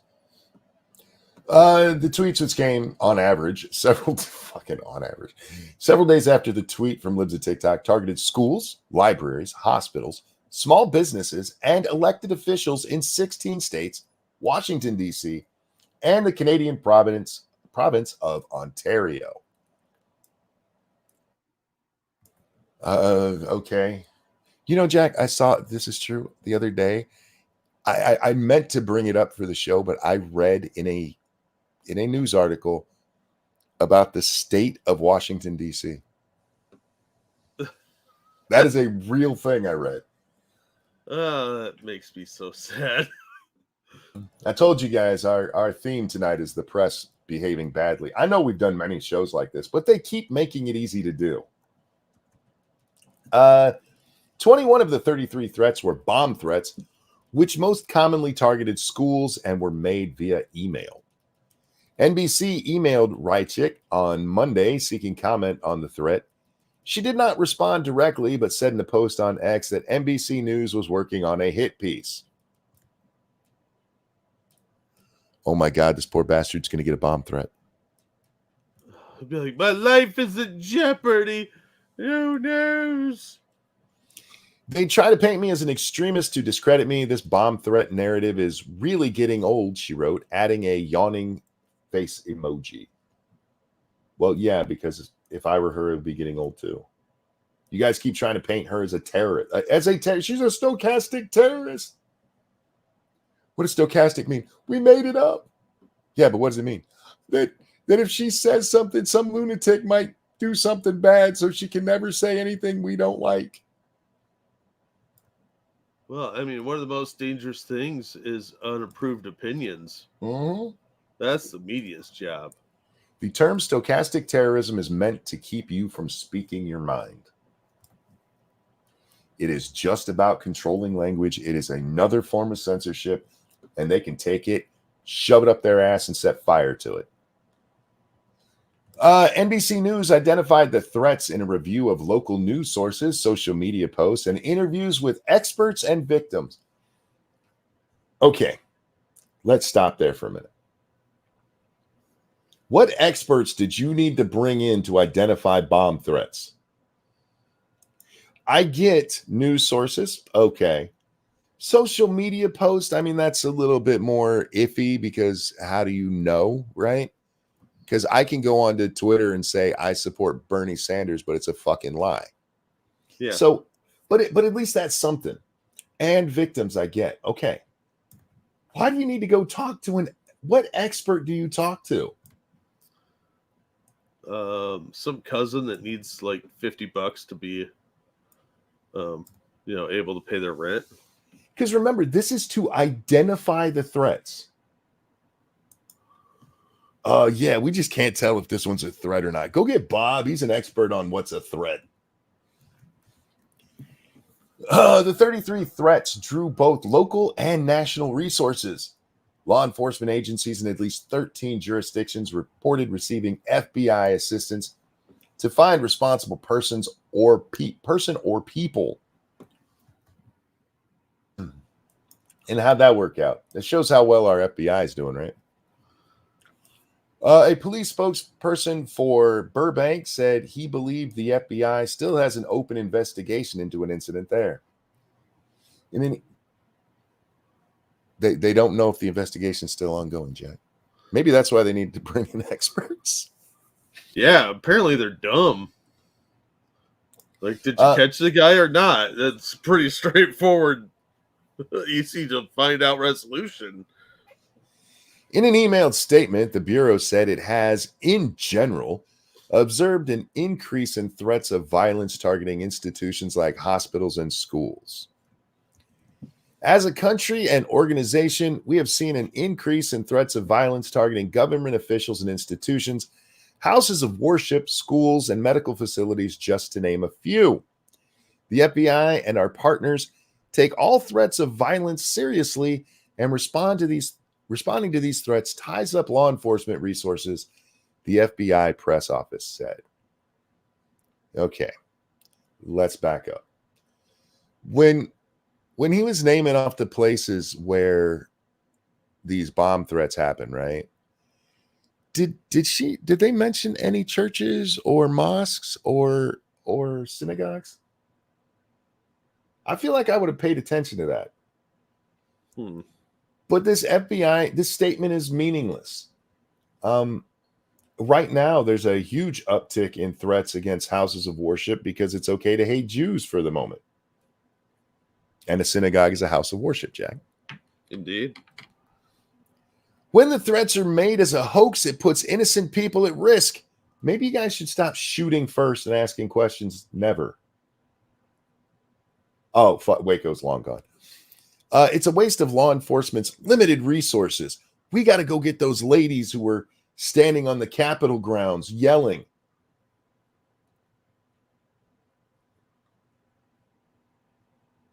I will not take the FBI seriously when they whine about resources. Right? You let a child rapist rape a child so that you could go after January 6th people. And not people who were hitting cops with flagpoles or anything. Little people, ladies and people meandering around the property. Just people who were there. Which, by the way, that comes up again later. Of course. And cost to taxpayers. The FBI and our state and local partners will continue to aggressively pursue perpetrators of these threats, real or false, and hold them accountable. The FBI did not respond directly to questions about Rycheck or the status of the cases related to the 33 threats. Well, Sir, I don't mean to tell you how to do your job. But you did tell us only 13 jurisdictions said that they've been working with the FBI. So asking the FBI for the status on all 33 of those is wasting their resources, homie. Somebody had to take the time to read that. Granted, it's not as bad as,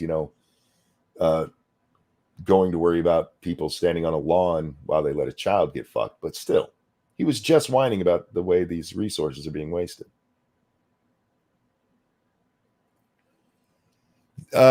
Prosecutors have pursued charges in only 3 of the 33 instances NBC has reviewed. Okay. Can I just back up a minute? You asked the FBI about the 33 cases when you knew 3 of them are already in court? Really? Yeah, you bigot. And judging by that, you also know that the other 30 aren't resolved. All right. I guess wasting their time is not such a big deal. At least 3 people have been charged with threatening Boston Children's Hospital or Boston doctors. A juvenile was arrested after being accused of making a threat at an Oregon middle school. And 5 members of the white national hate group Patriot Front were convicted of conspiring to riot at an Idaho Pride event. Patriot Front. The Fed's investigating their own now.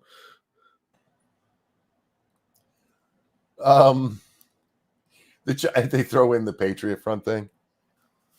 And look, fuck Patriot Front. I'm with you, Jack. I think that they are. Front is probably the best name they could have picked. The most accurate, for sure. Most accurate. Look, he's even in the khakis right there. Yeah. The charging document associated with those prosecutions did not mention either Libs of TikTok or Rycheck. Really? Almost like maybe these people did it themselves. Nobody in the court case was like, yeah, this is where they got the idea. This is what put them on that target. They didn't look for motive in these cases. Motive? They don't need no stinking motive. You're guilty until innocent, buddy. It's interesting to me. Of the 33 instances, law enforcement or school officials in 4 jurisdictions said there were indications, such as email addresses with non-U.S. domains, that the threats could have come from people in foreign countries. What? She's influencing people outside the country now. Yeah. She is a horrible, evil genius. It's probably the Russians. It's always the Russians. International threat now. Or somebody who's going, to make a bomb threat goes out of their way to hide their identity. Maybe. Which of those two makes more sense? Does somebody in India got pissed off over a Libs of TikTok tweet and sent a bomb threat to Boston Children's Hospital? Or somebody who knows that it's illegal to make bomb threats used a VPN and went to another country's website to use their email server? Shh, don't look into that. Fuck, you don't even need a VPN in that case, because what they said is that the email addresses are from non-US domains. That just means they're not hosted in the US. They didn't dig in and be like, where is the IP that sent this? They're literally, yeah, look, man, did you see it says .Russia, for fuck's sake. It must be the Russians. Clearly, Russians, Russia. Rycheck, the founder of Libs of TikTok social media brand, has become an internet celebrity among some conservatives.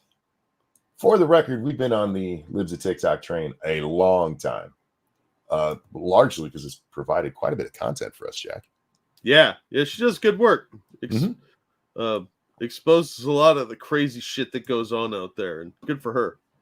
Oh, don't wait. Don't worry. We got ourselves a fatty with 3 nose rings or 2 nose rings that look like 3 that we're going to see thanks to Libs of TikTok in a little while. Nice. I feel it's only fair to give Libs a little bit of a shout out there. Anyway, among some conservatives, for her willingness to criticize teachers, doctors, and other professionals who are LGBTQ or who are accepting of LGBTQ people. Or who want to sexualize children and seemingly want to touch them. I just want to point out that, especially if you go back towards the beginning, and oftentimes, other than they're clearly mentally deficient, there's nothing to say that she's going after these people because they're gay. She goes after them because they're mentally deficient. These are fucking adults who act like they're children. The chick that we saw who was talking about her boyfriend with her 8th grade class, or was it 4th grade class? That was on TikTok. Yeah. But no, and that person was clearly not a LGBTQIA whatever. She's a celebrity because she's willing to criticize teachers, doctors, and professionals who are gay, y'all. That's the only reason. She's full of hate. She goes after the gays, and that's what they like.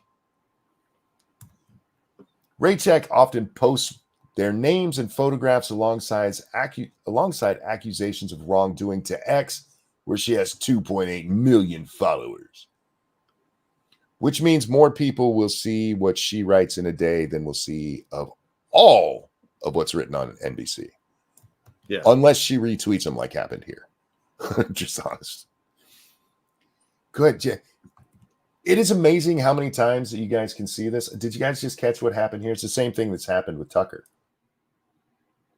There is a jealousy. We saw this if you go back to the whole adpocalypse. Why was the guy from the Wall Street Journal so pissy at PewDiePie? Because the mainstream media hates that they don't get the numbers. They're not irrelevant. I don't want to say they're irrelevant, Jack, because they still have quite a bit of relevance. It's just not the relevance that they want. They don't have the power they want. Anybody who has a big following like this, especially if you're not on their side, they will come after you. Yep. You can't even be neutral. You have to expressly bow down to their viewpoints, and if you don't, then you're a target. Constantine Anthony, oh God, your parents wanted you to be gay. A city council member in Burbank said he received violent threats by email less than an hour after Libs at TikTok posted a video of him. The video showed Anthony, who at the time was Burbank's mayor, getting spanked by a drag queen at a political fundraiser. And Libs at TikTok post said it happened in front of children. Anthony said no children were present. He was clothed and laughing in the video. Okay, I didn't go dig up the video. Excuse me. Because I don't really care. But I know there's been many times where they're like, there were no children present. And then another video will come out like, that is the shortest adult I've ever seen in my life. Oh, well, age still means nothing. It can barely sit up. It's clearly a toddler. No, whenever they say no children were present, oh, well, no, that one kid, see, that was a mini adult. See, they're emotionally mature. I never trust them when they say no kids were present because they usually lie about that. And I remember that video of the guy getting spanked. Yeah. And I don't remember if I saw kids there or not, to be honest. Yeah. But, that's why I say I didn't look it up to, refresh my memory. I'm just being honest with y'all. I don't know. Anyway, who is that slightly Asian-looking Rachel Maddow dude there? The second one in on that little ad that's up there. It was bigger a moment ago. Why do so many people at MSNBC look like Rachel Maddow? They hire a lot of lesbians. But that's a dude. Sure, dude. Sure it is. And testosterone rating lower than Rachel Maddow's. Yeah. Anthony told NBC News that based on the timing, he believes he and his city hall staff received at least 2 bomb threats as a direct result of Libs at TikTok. Bum, bum, bum. A person for the Burbank Police Department, a spokesperson for the police department, Said the police had referred the threats to the FBI, which was investigating them. Anthony, a Democrat running for a seat on the Los Angeles City Board of Supervisors, blamed Rychek for turning him and others into targets. He said he received, what turned you into a target was getting your ass spanked publicly by a drag queen. No, it was because somebody talked about it. See, there's a code of silence. How dare you mention something I did that somebody may not like, and some mentally unstable person makes a boom boom threat? No, it's because you talked about it. He said where'd that go? Oh, I was in the middle of that sentence when I stopped talking. He said he received harassing messages and threats by email, voicemail, social media, and even handwritten letters. If you got threats with handwritten letters, you should be able to take that to the police and get that person thrown in jail for making threats. Yeah, and for using really outdated technology. How old was that threat maker? Like 90? Notice what they said there. Harassing messages and threats. Yeah, so 99% of that is going to be harassing messages. Somebody wrote just something mean. Somebody wrote him to call him gay, and he's like, "Oh my God, they're being so mean to me." Yeah, I feel harassed. I'm a sensitive bitch. Let's be honest. You can just see the lisp on his face. Well, that's not nice. He said he saw increases in the number of threats after subsequent tweets by Rychek. Oh, so he was getting threats before that. No, you see, he got threats because of that, and then after she made more, it got worse. Oh. Yeah. Libs of TikTok has now taken on a large and growing role in the nation's culture wars. It provides ammunition for conservatives by collecting and posting examples of what it considers far-left ideology. Stop. She would be making fun of this same shit if a far-righty came up with this nonsense. Yeah, I think so. If Nick Fuentes got up there and started talking about how he thinks little 8-year-old Timmy should be Jenny and that we should let them do it, and he did it with blue hair and said, "I'm going to lie to parents about it," he would be being made fun of over there. Because this whole thing has become a left-right thing because for some reason the left decided anything that the right does has to be hated. It doesn't matter how much sense it makes. We shouldn't mutilate children. Fuck you. Yes, we should. These are the same people who not that long ago were like, we got to stop female genital mutilation. Now they're like, cut off her clit, give her an arm dick. Yeah.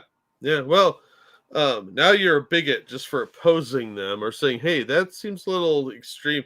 You're a monster. Well, you're threatening me. It's okay now because the 8, 10, 12-year-old says it's a good idea.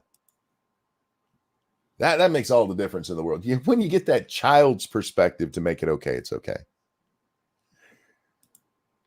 Anyway, what it considers far-left ideology, such as TikTok videos of teachers discussing race or screenshots from gender clinic websites. Notice he doesn't point out what that screenshot was. The screenshot from the gender clinic website, we all know what that was. That was Boston Children's Hospital.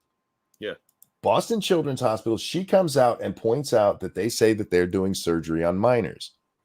On their website, it says that they do the surgery on children 17 and older, or on people 17 and older.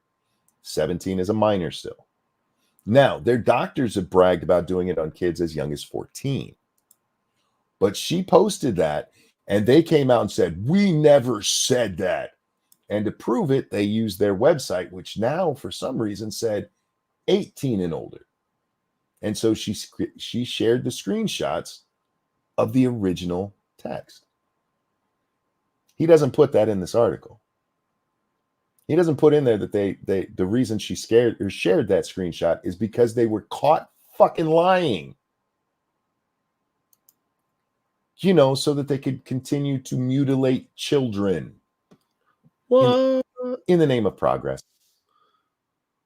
Thank you, Keldrig. Wow, that is incredibly deceptive framing of what Libs of TikTok does. I told you We are looking into the press behaving badly tonight.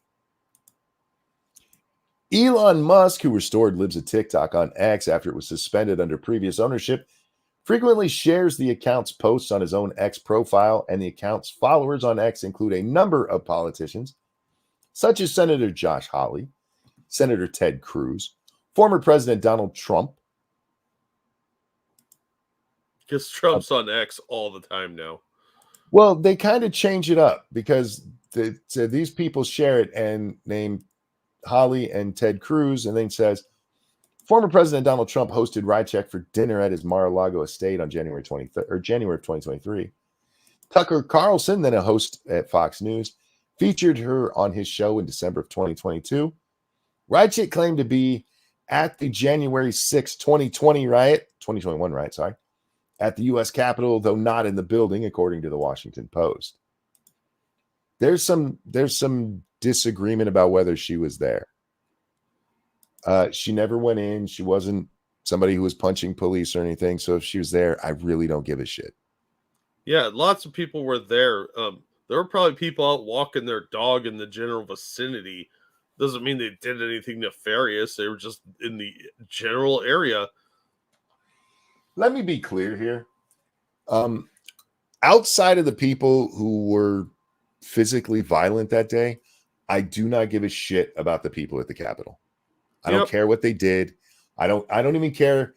Well, the chick who stole Nancy Pelosi's laptop, okay, that was theft. She should go to jail for that. Yeah, but that's theft. The guy who put his feet up on her desk and moved the podium, fuck you. Give him a fine and let him go. But they treat this like it was seriously the firing at Fort Sumter.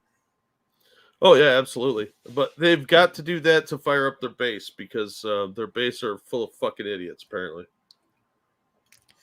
On January 23rd, Rycheck was appointed to the Oklahoma Department of Education's Library Media Advisory Committee by Superintendent Ryan Walters.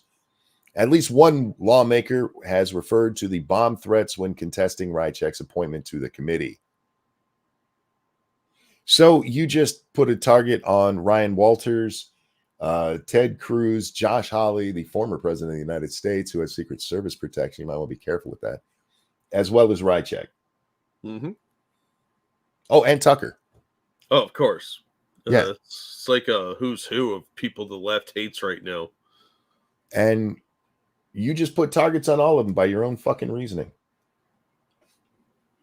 To be honest, I don't have a problem with an article like this other than it's bullshit.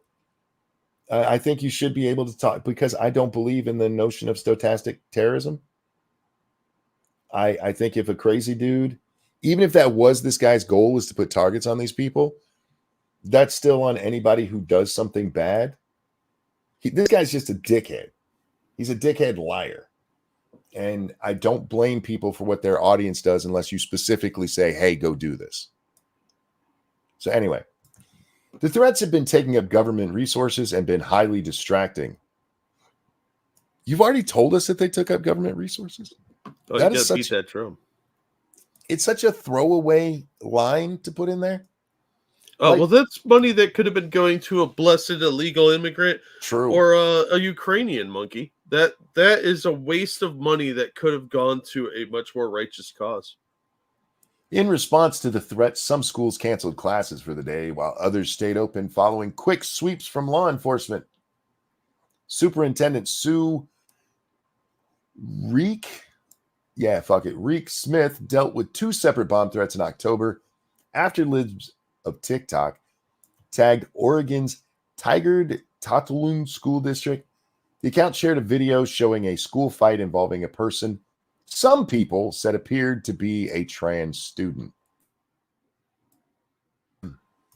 That is the trans student who was beating the shit out of girls at the school. There were actually several, at least two different videos of them doing it. Oh, yeah. So because the trans student was involved, obviously they were the victim. That's the messaging here. They're just going to deceive you on who the perpetrator was. The school district determined, with the assistance of the FBI, that the threat was not credible, said district spokesperson Tracy Rose. Reek Smith said that social media accounts cross a line when they criticize kids or inspire threats. Define inspire threats. Yeah, define criticize kids. Oh, I don't like this person beating up other kids. I don't like this bullying that this trans student's doing. Well, oh, you're picking on children, you monster. I remember my first death threat here on YouTube. Because it was a monumental day for me. It's like, I finally made it. I got a death threat. The person was responding to a video I made. Did I inspire the death threat against me? Yes. I don't know how this nonsense works. Did I cause that person to want to see me die? It's my own fault, I guess.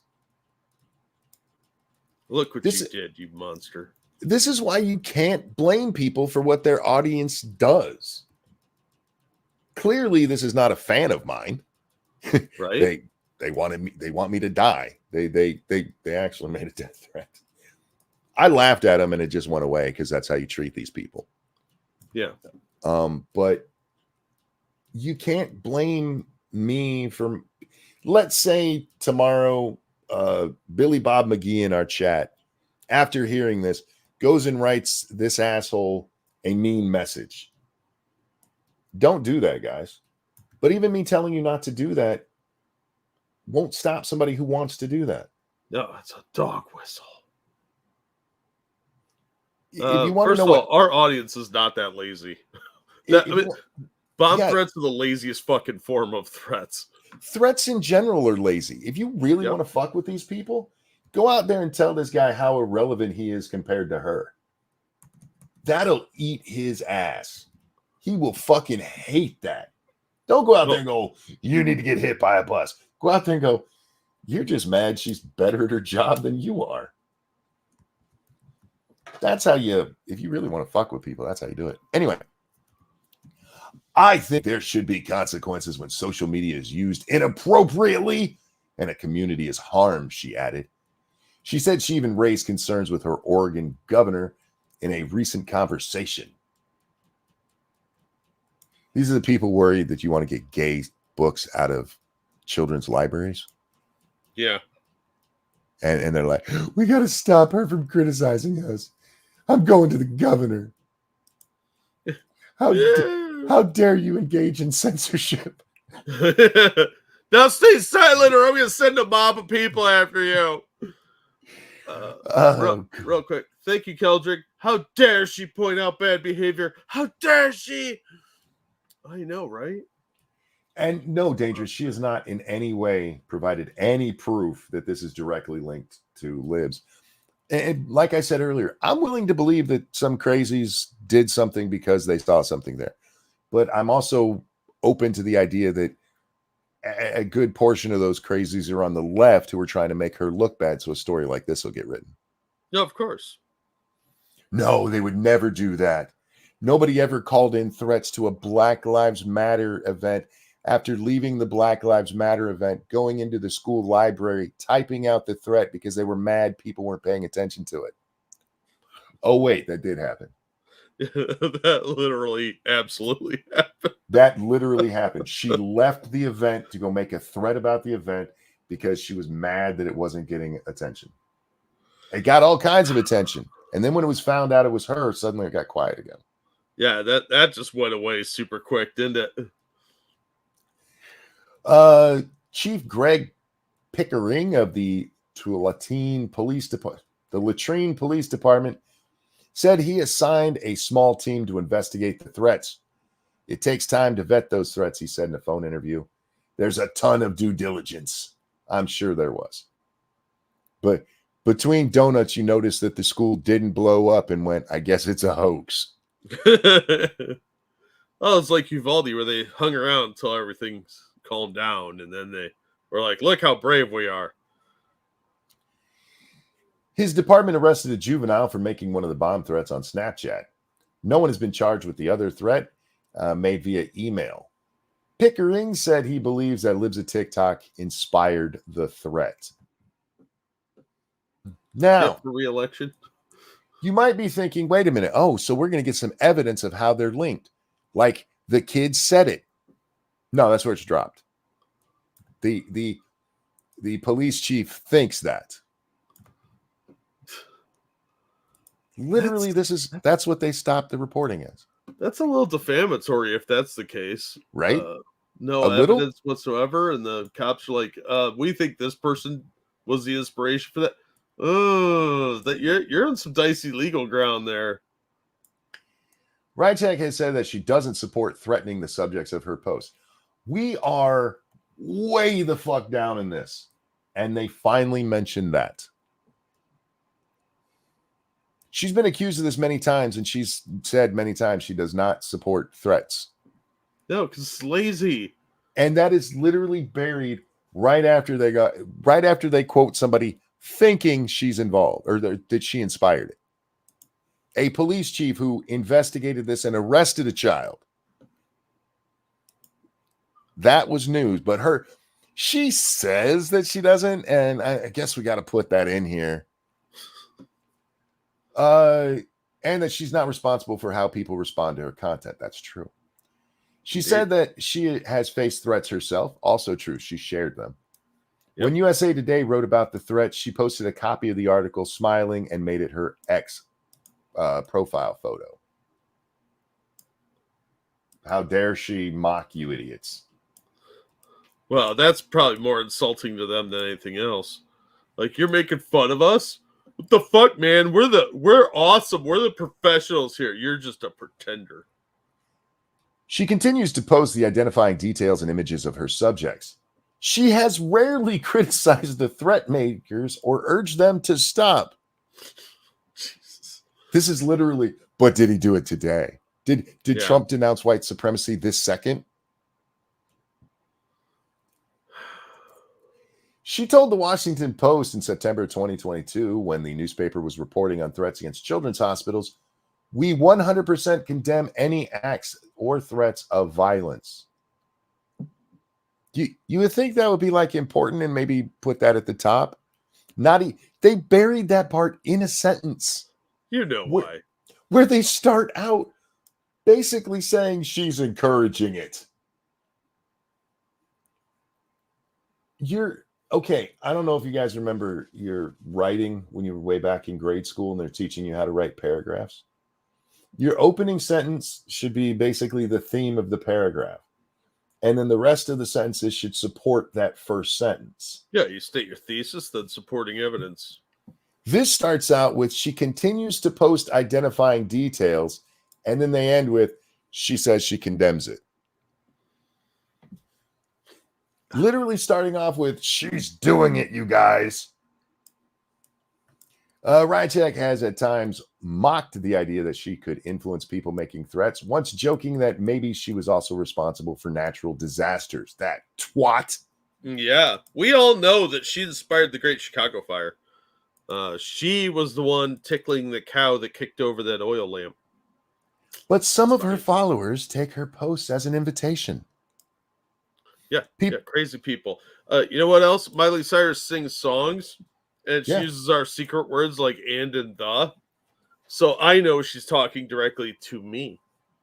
Hey, Jack, what inspired Charles Manson? The Beatles. Helter Skelter. Helter Skelter. The Beatles should have all been thrown in prison, and not just because of those fucking haircuts they had. Yeah, I mean, obviously, aside from being dirty hippies later down the line, they were obviously inspiring mass murder. I don't understand why they weren't arrested for inciting a race war. Now, in fairness, I do think Jodie Foster should be locked up after the shooting of Reagan.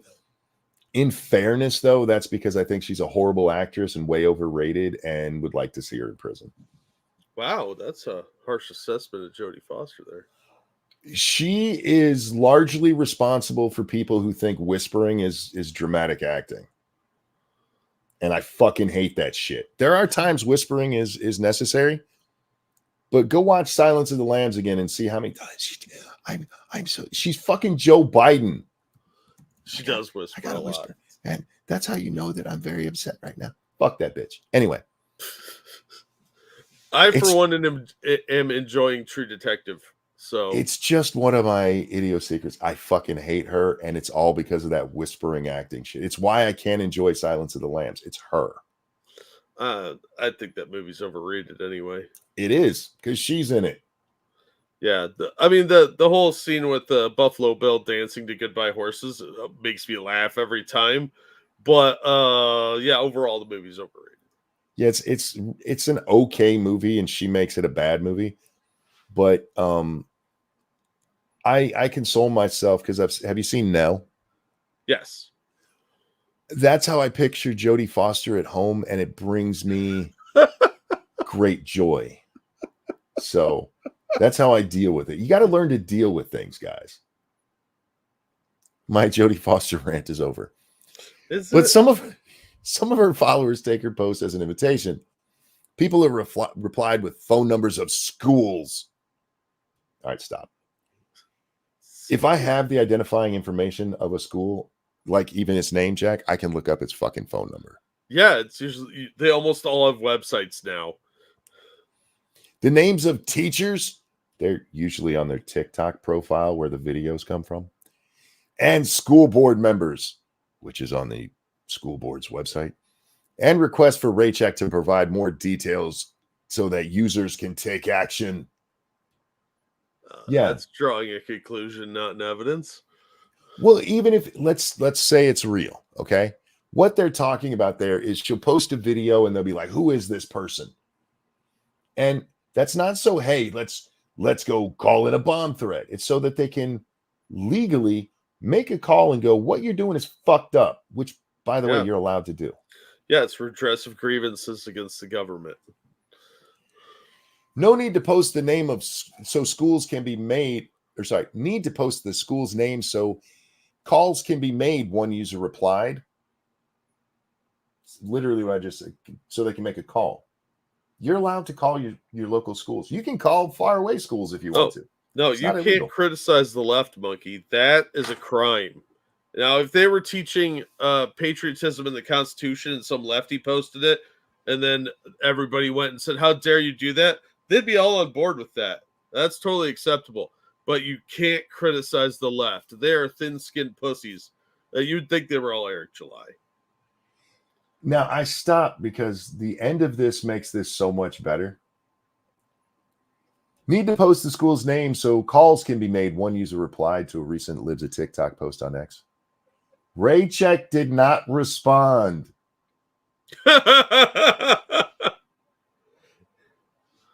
You're damned if you do, damned if you don't. That fucking whore. That's obviously another dog whistle. Vice News reported on October 4th that at least 11 schools or school districts that were targeted by Libs at TikTok in the prior month received bomb threats days later. Libs at TikTok is part of a right-wing ecosystem on social media that has targeted transgender people, drag performers, LGBTQ advocates, and others in recent years. It's amazing how much is not said in what they say there. Hey, whatever your name is, how many people that Libs at TikTok has profiled later went on to, go to prison for touching kids? Nothing to see here. There are forces at work in our country that have fostered this sort of behavior, and that just needs to stop, said John Sasaki, a spokesperson for the Oakland Unified School District in California. How about don't this? Like being told we're doing something wrong. How about stop trying to have sex with kids? How about not teaching preschoolers that there's more than two genders? How about not drugging children? How about treating mental illness as a mental illness instead of affirming it? No? We're just going to pass on that? Just whine about bomb threats that happen once in a blue fucking moon from crazies? Yes. All right. Yeah, sure. Why not? By the way, breaking news. Undoomed got a reply from Elon Musk. Oh, did he? Yeah. Elon Musk put he put some emojis up over something Undoomed said. That's actually huge. That gets a lot of attention. Yes, it does. Undoomed, hook me up. Thank you. John needs his hard drive checked, calling it now. Yeah, you're probably not wrong. Who said that? That was Keldrick. Oh, yeah. You ducked out when you said the name. Ah, gotcha. Appreciate it. Yeah. The next day, October 29th. Oh, wait. One of the district's elementary schools was targeted by Libs of TikTok for hosting an event to bring together Black, Asian, and Pacific Islanders and other families of color. In August, Libs of TikTok called the event racist against white people. It was. It literally excluded white people from being white. That's racism, shithead. Yep. The next day, August 29th, someone emailed a bomb threat to the school's principal, Saki said. The school canceled classes for the day and sent home its 570 students as police responded. The teachers took the rest of the day off after the police determined that the bomb threat was a hoax 25 minutes after they arrived. I added that rest because that's true. That's why they closed the school down. Check. They never even brought dogs in when we had bomb threats. Yeah, we didn't either. The teachers would just wander the halls for a while.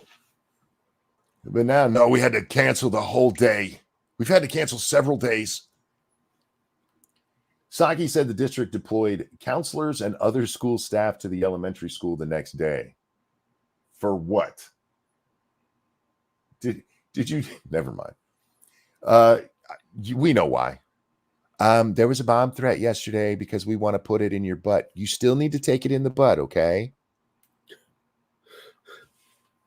For other school we won't districts, let those bigots stop our love. We're like Romeo and Juliet. If Romeo was a gay pedophile. For other school districts, the threat that followed a Libs of TikTok post have meant more than a one-day evacuation. Oklahoma's Union Public Schools. Didn't we talk about them just yesterday? I believe we did. Aren't they the ones that hired that chick who put a knife up to a reporter's throat and then just had to fire him over being anti-Semitic? No, that was some art school. Oh, that's right. It just has the same name, Union Pacific. Okay, fair enough. Is that a railroad? It was, yes. Oh.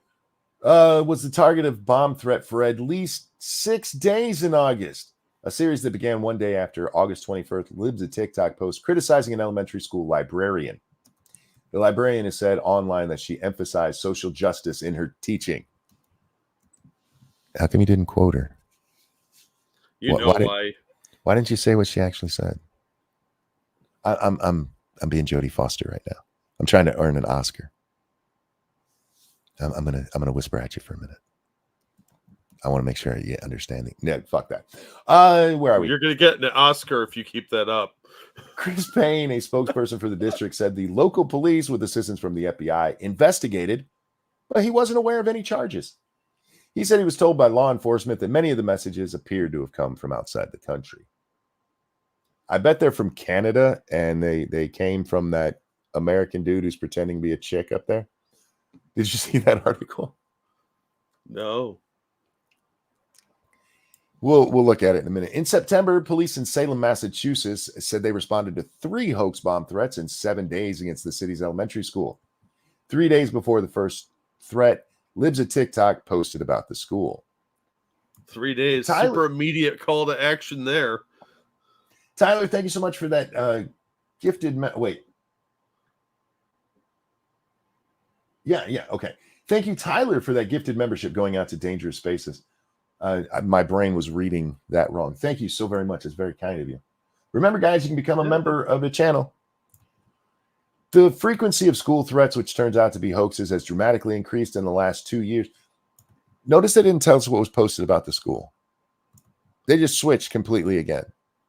This, by the way, even forgetting all of the journalistic malpractice throughout this thing, the jumbled way it is written is just trash. Yeah. It is all over the fucking place. It's not even insulting that it's the journalistic integrity of, Pet Rock, but the disorganization offends me more. It's done. This would not pass a 10th grade English class. No, you would fail. But it's done this way on purpose. It's done this way to keep reiterating that. to keep saying, hey, don't forget she caused bomb threats. Dun, dun, dun, dun. She caused bomb threats. Dun, dun, dun. She said she's not for him. She caused bomb threats. The frequency of school turned out to be hoaxes has dramatically increased in the last 2 years. It presents a quandary for school personnel and public safety alike. Salem Police Chief Lucas Miller said in a statement. Evolve Potato, thank you. You could never get an Oscar, monkey. You haven't had any abortions. You need to have at least 3. Well, I went to get one, and the doctor told me that as a person assigned male at birth, I couldn't have any. Oh, no, wait, that was Mr. Garrison. Mr. Garrison, Kai. He added that his department had to balance competing factors, taking all threats seriously while considering the mental trauma inflicted upon school children who are exposed to repeated police emergencies. Can I just go on record again as saying that I enjoyed our bomb threats? I don't think people should do them, but I sure as fuck wasn't traumatized by them. Yeah, they make it sound like these kids actually went through a bombing. Well, they probably scared the shit out of the kids, if we're being honest. Yeah, because kids today are built different. They're pussies. They probably went in there. Somebody's trying to kill us. Oh, we're sorry you have to go through this. Somebody's trying to kill us. Okay? Be careful. Yeah. Well, we grew up with a lot more Cold War propaganda. So we were kind of we were formatted a little differently. Now they're terrified of everything. Back in our day, like we all saw Red Dawn. So we were like, yeah, blowing up. Yeah, that could totally happen. But now they're like, oh my God, oh, they hate us because of our insert thingy here. Oh my God, I'm scared. Everybody's a pussy. Now, what do all the constant shooting drills do to kids if these bomb threats are so traumatic? Well, yeah, it's designed to scare these kids. Okay, next we're going to Redux, and this one's not actually about Redux behaving badly. Look, me and the chick who run this place, I don't get I don't want to say I don't get along with her. I don't agree with a lot of what she says because she is still a feminist, Jack. Yeah, it's a feminist website. But this story comes out exclusive. Transgender daycare worker avoids prison after sexually abusing a baby during a diaper change. I saw the article. I didn't read it, though. I didn't have time. They reached a plea deal after being charged with sexually abusing a baby and will avoid prison so long as he meets certain conditions. Maria Childers, a former daycare worker, hired a prominent trans activist lawyer to represent him in the sickening case. As previously reported, Childers was arrested in February of 2023 after the Department of Community-Based Services received an anonymous tip detailing an alleged incident of abuse that occurred in November of 2022 at Explore Learning Academy. The tip, reportedly written by one of Childers' co-workers, accused him of making inappropriate comments towards an infant while changing the diaper and touching the baby inappropriately. And this little fucker is not going to prison. That's fucked up. They made a deal with this shitbag. This shitbag molested a baby, and they get to walk. Don't worry, guys. You're not supposed to be upset by that. It's right-wing talking points to be mad about a trans person molesting a baby. I don't care if they're trans or not. Don't touch kids, you fucking degenerate. Now, how we get to this fitting the theme of tonight's show of the press behaving badly, Ian Miles Chong. Oh, God. He reads this and then posts it out as though he's the one who found out the information and gets called out for it. The lady who runs Redux is like, dude, we actually had to pay to get the documents that prove all this. Could you at least give us an at? Apparently not. Well, he does. He does, Jack, about 8 hours later. After he's been badgered over it for hours. And then Ashley St. Clair, who was literally on my last fucking nerve, had the balls to go, thank you, Ian. Fuck that. Yeah. He finally gave the credit to the person that deserved it after his views started dying down. Thank you. Fuck you and him. I don't know why anybody pays any attention to Ian Miles Chung. I don't either, but I he's don't really know. Weasley at getting his way into things. I was just about to say, I don't know how that little weasel is still around. I don't. He's like a fungal growth. You have to use bleach or something to get rid of.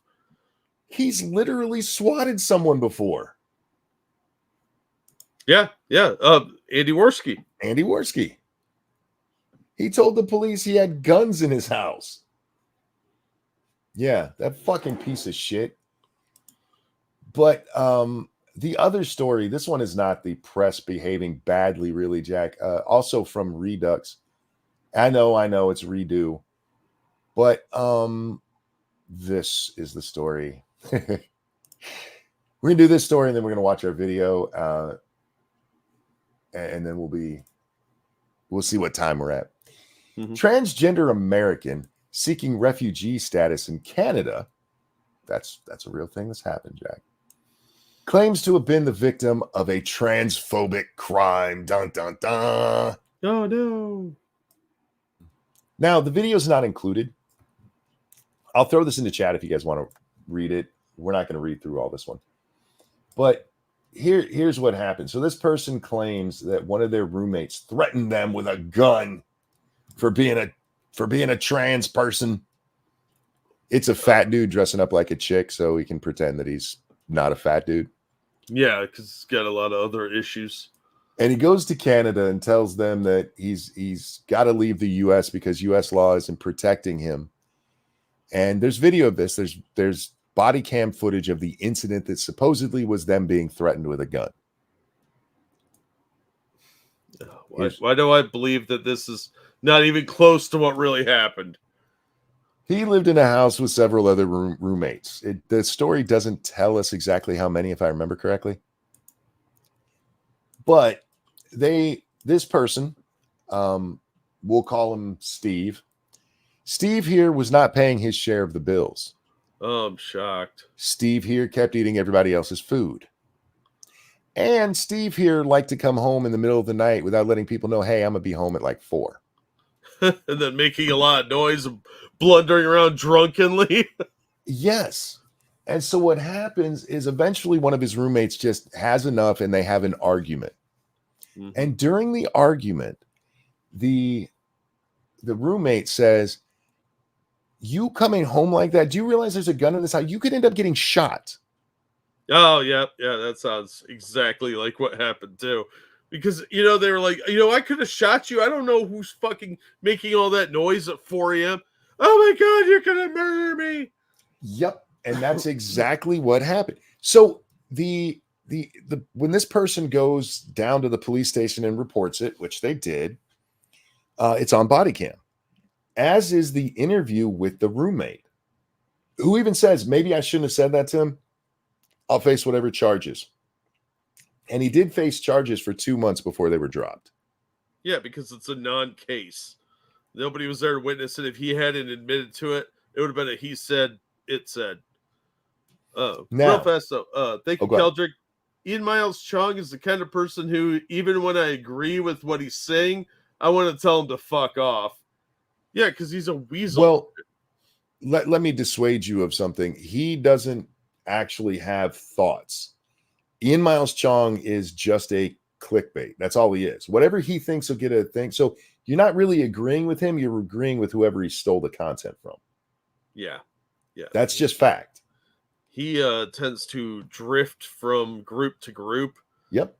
Until he finds some people that'll accept it. Whatever he adopts whatever other people are saying so that he'll get money. Yep. He was a blue-haired feminist for a while. Anyway, so this person goes up to Canada and says the U.S. won't protect him. And the Canadian authorities went, get the fuck out of here.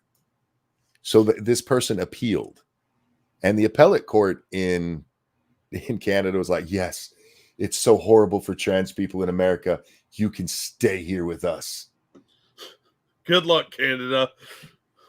Well, a different body in Canada, and I don't exactly know how their system works, looked at that appeal and went, "Oh, bullshit," and ordered this. No, you don't get refugee status here.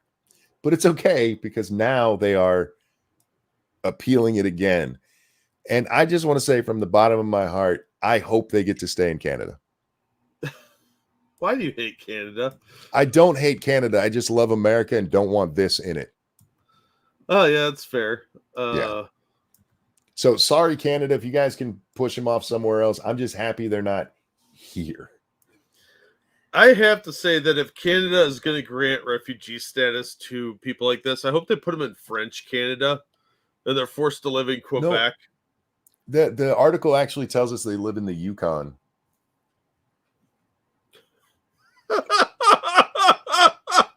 Yep. Oh, man. And This is a Yeti. February? Anyhow, let's watch our video because I promised we would get to the Libs of TikTok one because I haven't been pissed off enough through this. Hang on, I gotta get the chubber up on my screen. Here we go. Moo. Yeah, moo. And for once, the nose ring makes sense with this cow. Yeah, well. Yeah. Although, I mean, I'm not quite sure if that is 3 nose rings because we got something here, and this down here. So I don't know if that's 3 nose rings or if it's 1 ring that it connects across the nose because I have seen those before. 1 ring to rule them all. to rule them all. But anyway, this is our tiki-taki. This is Jamie. That's going to be important in a minute. But Jamie's here to tell us how proud she is of her 8-year-old students. I'm like very out at work. I realize the audio sucks. I can't help it, guys. It's as loud as it goes. But I just want to repeat what she said there. I'm like very out at work. Are you licking puss in the hallway? Don't give them ideas, dude. How are you very out? Because they don't shut up about their crotch. Yeah, we know you're gay, dude. Leave it alone. Nobody cares. I lick but taco you know how all day. I'm the only gay in this school. I'm very out. Okay. Super out. At least at my teaching job, I'm very out. I wear. It's weird that you make that distinction because apparently they have a different job, and the one you choose to be very out at is the one with children involved. Yeah, it's weird how that happens, isn't it? It's almost like degenerate perverts have infiltrated the trans community and the gay community pretty heavily. And maybe the community should do something about that and excise these people like the cancerous tumor they are. What job do you have where you're worried that being gay is going to be an issue, but being around children and being not just out, but very out is all right? Wait, do you work for Mike Pence? Anyway. For my pronouns and stuff. And I'm I correct the kids, and the kids have gotten to correcting each other. And it was so awesome today. I was in charge of our active activity, and one of the kids referred to me as a girl, and one of my kids was like, Jamie doesn't have a gender. So you're teaching kids to be retarded. Yes. Also, when did teachers start saying, I'm totally out at work, and when did they all become such unprofessional shitheads? Over the last 30 years. Oh, yeah. Thank you, JB, who says normal gay people don't want to involve kids. Please understand, I make a huge difference between gay people and this. Yes, absolutely. Because this is all about infiltration. These perverts will infiltrate any group that gets them around kids. These are activists and perverts. Yep. There is a huge difference between gay people and gay activists. Yeah, absolutely. That unfortunately, if the gay community doesn't ostracize these people and say we're not with them, you start getting bleed over by Well- the general consensus. People start saying they must all be like this. Nobody's pushing back. In fairness, though, the gay people who do like gays against groomers, they get blasted as being anti-gay. Yeah, it's And I don't know if you've seen the dude who started gays against groomers. That dude's flamingly gay. oh yeah. The That dude gays looks against like he groomer should- people are very clearly gay. That dude looks like he should be walking around with a dick in his mouth the way you always saw Castro with a cigar. And I'm not being mean. He's just that gay. And they're like, how dare you be a homophobe? Did you pay attention to who he is? The dude's not a homophobe. He doesn't like people who touch children. Yeah, because they know that this is reflecting poorly on the entire community. And they don't want to deal with that because it's not who they are. JB says, Mike, no. The guy who started Gays Against Groomers makes Mike Harlow look like Mike Rowe. You know who Mike Rowe is, right? Dirty Oh, yeah. Jobs? Yeah. That's how gay the guy is. And I don't say that as a bad thing. He can be as gay as he wants as long as he's leaving kids alone. Yeah, I have 'cause nothing the against the guy. His message is really good. The Gays Against Yeah. Groomer does some really good work. Yep. And they But take a he lot is- of chances too. But he is clearly gay. Oh yeah. Over on the Streamlabs, thank you so very much, Keldrick, who says, I brainwashed my students and it was like so awesome. True.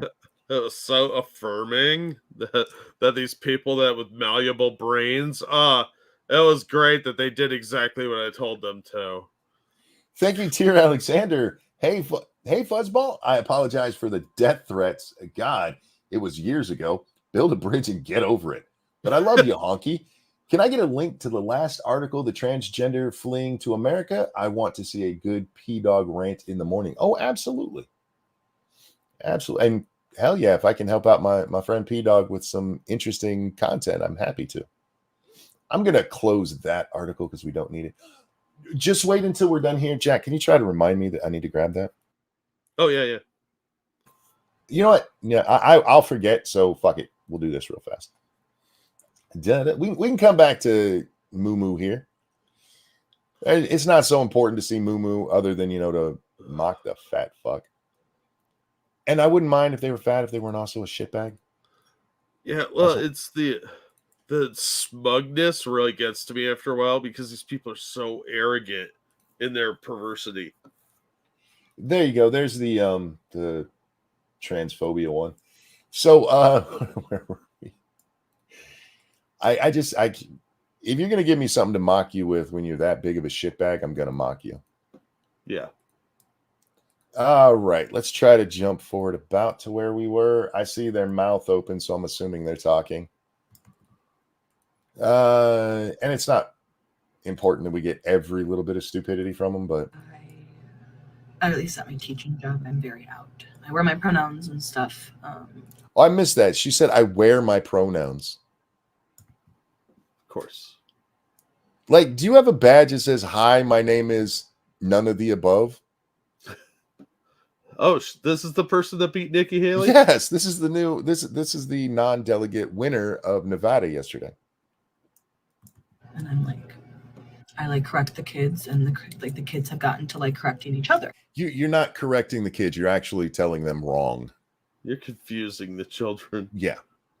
Stop using the word correct because you are re-educating them in a very, very bad way. But it's not correct in any manner. And it was so awesome today. I was so in charge of our active activity, and Our active activity. Our active activity. kids to me. This person as is a in girl, charge of children. And one of my kids was like, Jamie doesn't have a gender. Jamie's not a girl. Jamie is a girl. Oh my God. Do you tell your period that every month? I'm not a girl. Do you look down at your puss while you're being very, very out and scream at your vagina for bleeding each month? She probably does. I'm not a girl. I'll let the 8-year-old tell you. Man, my crotch in their face. And like the kid was just like, "What do you mean?" And she was just like, "Jamie doesn't have a gender. Jamie is not a girl." Yeah, the first two, oh look, we got a tongue ring too. Should have known. Yeah, the kid who was questioning it is the smart one in this whole situation. Yeah. Because they were like, what the fuck are you talking about? That's retarded. I like the way that has me is so emotional. Like she like even like said the pronouns to him. Can we just stop for a second here, Jack? She switched locations to go have a cry about this.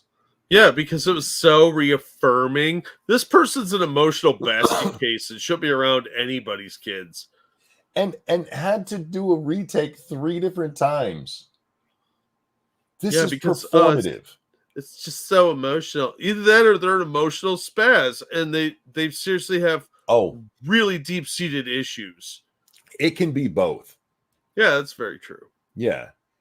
I think you're correct that they're emotional, and I also believe that this is performative, that they're doing this, they're sharing this emotion so that people go, oh, that's so wonderful. Yeah, to get That's so accolades and little internet PP touches. It's great what you're doing, teaching these kids to be retarded. You're so brave. Oh my god. Oh my god. She was like, Jamie's they. Look, you are fat, and if you wanted to tell me there's 2 people in that skin, I'm inclined to believe you. But you're not they. You were only they to somebody who doesn't know that you're a girl, which you absolutely are. That's how English worked until you fucking retards decided we need to just change everything because you're that fucking special. Yeah, it's not society's fault that you're fat and have no personality. That doesn't make you a gender snowflake. Funny, Jamie cries like a freaking girl. Well played, Assassin. She's 8.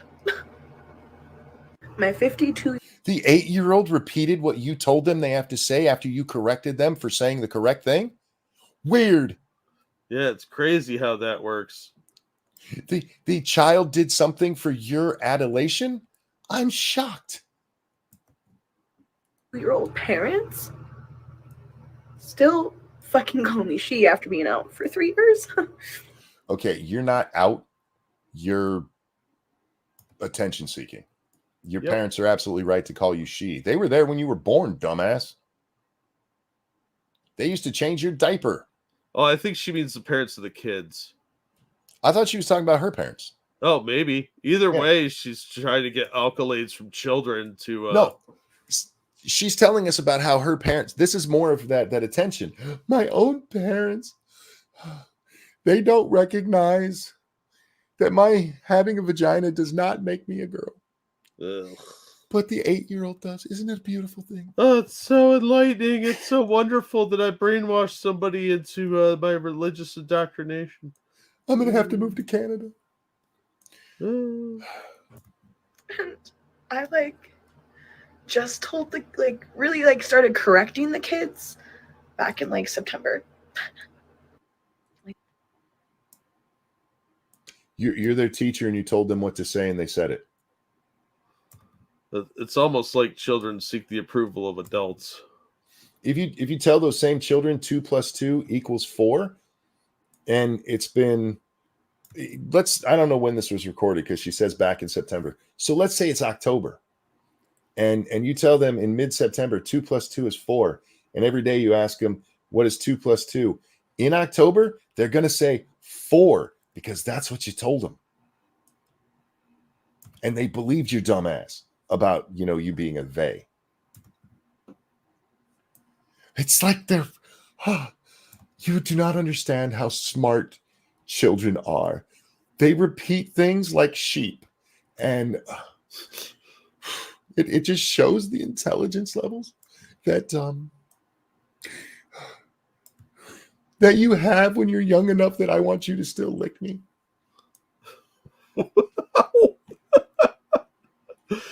I don't apologize for that. Like, No, well, so awesome. It was just like so awesome. Like I've like never felt more loved than like when I am with my kids.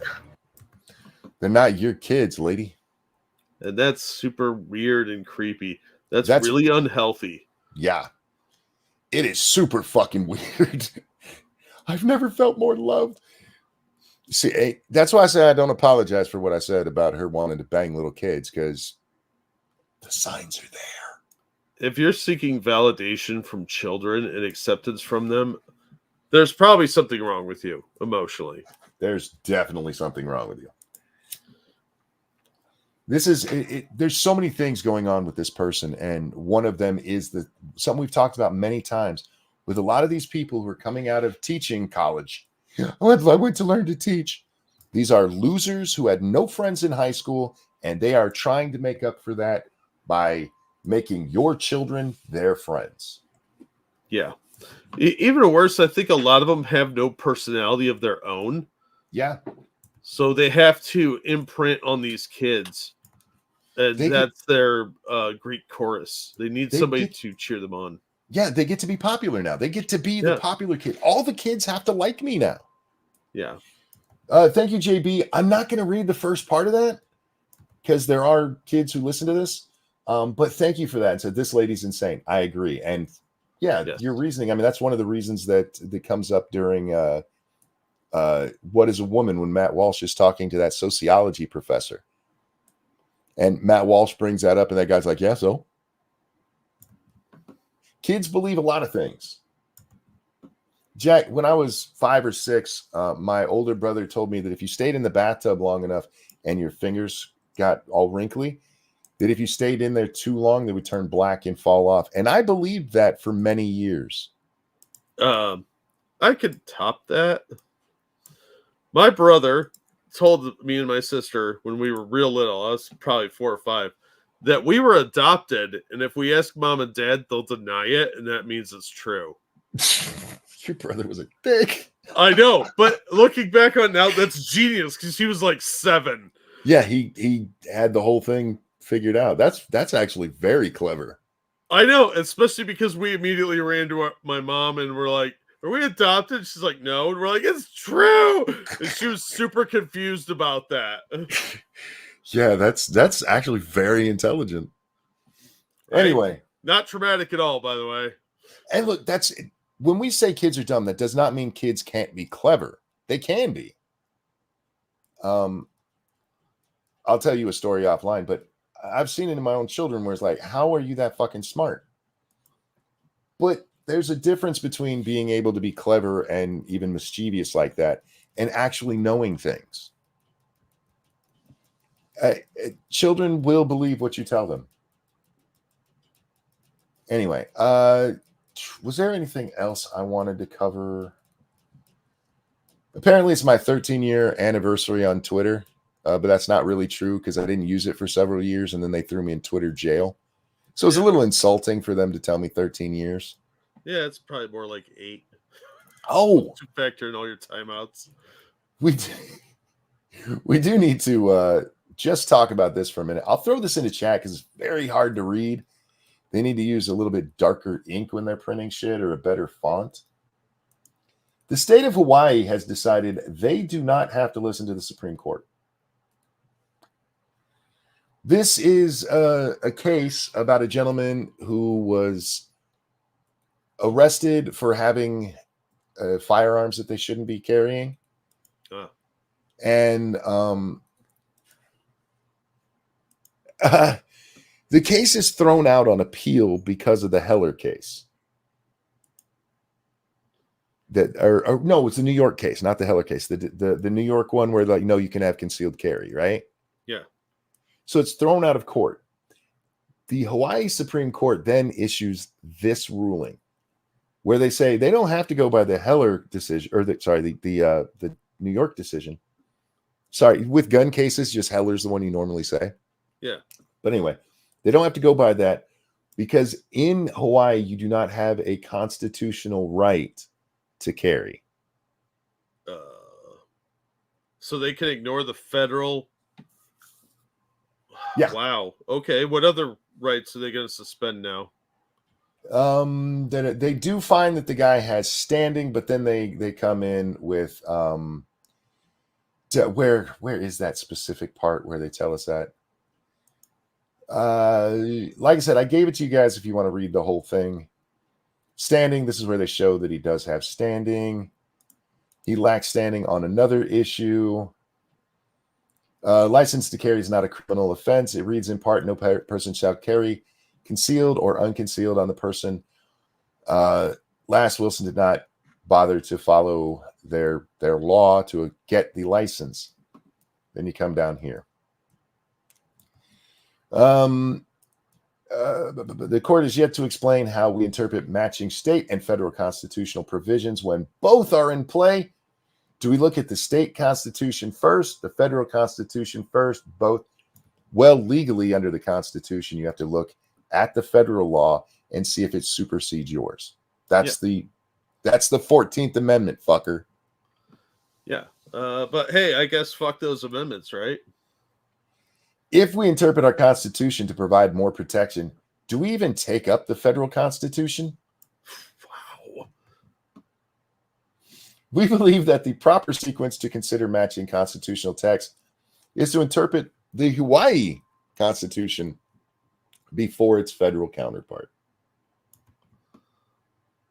That's some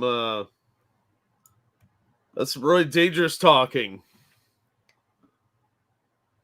This is literally what the left has been whining about, accusing Abbott of. Yeah, which they're in fact doing instead of Abbott. Yeah. What I tell you guys earlier in the show, they will always accuse you of what they're doing. This, by the way, is going to go to the Supreme Court, and the Supreme Court's going to be like, fuck you. But in the meantime, this guy is going probably to jail over this stuff. Thus, we interpret Hawaii's Constitution first and may not get to the United States Constitution. See State versus Kono. If we address the state constitution claim first and decide in its favor of the defendant, there's no reason to address the federal constitution claim. For purpose of that case, the defendant is entitled to prevail under the state constitution, and it does not matter which way the claim would have been decided under the federal constitution, State versus Moylet. If no state law, including the state constitution, resolves the issue, courts should then turn to the assistance. Well, here's the thing. Those things are not for when there's been a clear case decided on this. The 14th Amendment, whether I agree with it or not, says that the federal law supersedes your state law. This is a bullshit ruling, and it's going to be shot down so fast by the Supreme Court. Yeah, which they'll probably ignore anyway. Section 4, the Supremacy Clause supersedes all state laws, period. True. But it had to be further clarified because more and more laws were being made that aren't really part of the Constitution, and the feds shouldn't be doing it anyway. Real quick, thank you, Evolved Potato. Speaking about Hawaii, did you see that apparently they are only letting the government contractors in to clean up after the fires, which would take several years, not including the rebuilding. They're trying to get people just to sell their land. Yeah, the governor is trying to buy up the land at a dirt cheap price. So, of course, they're going to drag this out as long as possible. I was going to say, I thought this article was old. Didn't we cover this? I don't even know which one of the two I opened up. Oh, the top one. Yeah. This is dated today, but I swear we covered this. All right. I don't know. It might be a different incident with a different person. Former Officer of the Year arrested in Disney assault after threatening to fucking kill security guards, according to officials. A lot of people get drunk at Disney and threaten their security guards. It's almost like the security guards are kind of goofy. Nice. Thank you. Wait, let me pause the damn thing. You guys suck. No. Every time I click pause, the pause button disappears. Yep. You dicks. Anyway, a Boston area cop. And that's the part that made me think, I swear we talked about this before. Yeah, I was thinking we did too, but I was like, well, let's toss it in anyway. Well, it says this is from January 30th. I know we didn't cover it in the last week. No. But anyway, a Boston area cop who was previously named Officer of the Year is facing criminal charges for allegedly assaulting and threatening to kill 2 security guards and a sheriff's deputy at Walt Disney World. Orange County Sheriff's deputies say Brookline Detective Dwayne Danforth, 39, approached a roped-off area at the United Kingdom Lochside at Epcot, where a private event was taking place on January 30th, around 9:25 p.m. Disney security guard Jeffrey Alves Barnett. Why do we have to have their middle names? It might be hyphenated. No, I mean, they didn't put a hyphen in there. Well, it's because they didn't put it. Said instructed Danforth, who was carrying a young girl in his arms and appeared to be intoxicated, to go around. But Danforth instead came back and tried to remove the ropes. He then allegedly approached Barnett and told him, "I'm going to fucking kill you," before shoving him to the side while holding his daughter. He's a good guy. Danforth also allegedly shoved another security guard identified as Andrew William Blackport, who was standing nearby. Blackport would later tell deputies he heard Danforth scream, "I will fucking kill you," multiple times. And then he had a crate. Yeah, he was drunk. Yeah, he was very clearly drunk. "I'll fucking kill you." Shut up, drunkie. Although holding your daughter making threats like that, that's not good parenting, generally speaking. Hey, look, he might still be a good police officer. He's just a shitty guest at Disney and a bad dad. He's a bad drunk. You're drunk at 9:25 at Disney World with your daughter. Trying to Your get into a infant private daughter. event. Fuck is wrong with you? Right? All right. I guess we have some police behaving badly too, huh, Jack? Well, there's bad people in every profession. Oh, you're just trying to scare people tonight. No, I didn't pull all the. I had a couple articles that were really fucked up, so I just went with the top 2, and I thought one was mildly amusing, the other one was horrific. They're trying to sell me some KFC, and I'll be honest, I could go for some KFC right now. Oh, that does sound good. I'm really fucking hungry. Chef 29 dies after catching a fungal infection that ate holes in his lungs as killer infection spreads across America. Totally not from a mysterious Chinese lab either. He was in the hospital since Thanksgiving, but antifungal medicine did not work. Yeah, well, terrifying. Isn't antifungal medicine, there's different kinds of funguses, so you got to kind of find the right one. I know that from like watching House. So, I mean, it's not to say you can never treat this. It's just it at least progressed fast enough they couldn't find the right one to use. Yeah. That's fucked up. Did I ever tell you that story about that chick in Walmart? She was I worked in HBA, which has all the feminine products, and she's standing at the wall where they have like the yeast infection stuff. Mm-hmm. And I see her keep picking up these boxes and reading the back and putting it back down. And I was like, "Can I help you?" And she said, "Yeah, my doctor said to get this medicine. I had to get a topical treatment with this specific thing in it. I'd never heard of it. I wish I could help you. I don't know. I help you read the packages. Couldn't find any of them." About 5 minutes after she leaves, she comes back over. She goes, "Hey, I found it." And she showed me the box that she found, and it was for toe fungus. Yeah, you're in the wrong department. She was looking for that in the Vagisil area, which means that fungus was in her vajayjay. Well, that's what happens when you let people put their toes in your vagina. She had toe fungus in her vajayjay. Yeah. I showered extra hard after that shift. I would too. Anyway, where are we? The fungal infection ravaged his lungs, making them look like Swiss cheese. Have you or someone you know been affected? Email us. What a fucked up thing to do. Danger says, "I was kidding." Jesus, welcome to Walmart, my friend.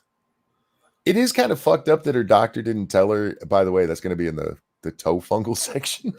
No, it's funnier this way. I'm with the doctor. Anyhow. Where's my story? There it is. A chef in Michigan, that's a little too close to home, Right? has died from a fungal infection that ravaged his body for months. Amid signs the strain is growing across the U.S. Ian Pritchard, 29, from Petoskey. I live in Michigan, so I can pronounce most of our city names. I just want to be clear. It's not because I can read names. It's because I've watched the news before and heard them pronounce it while it was on the screen. It's like Sesame Street for Indian names.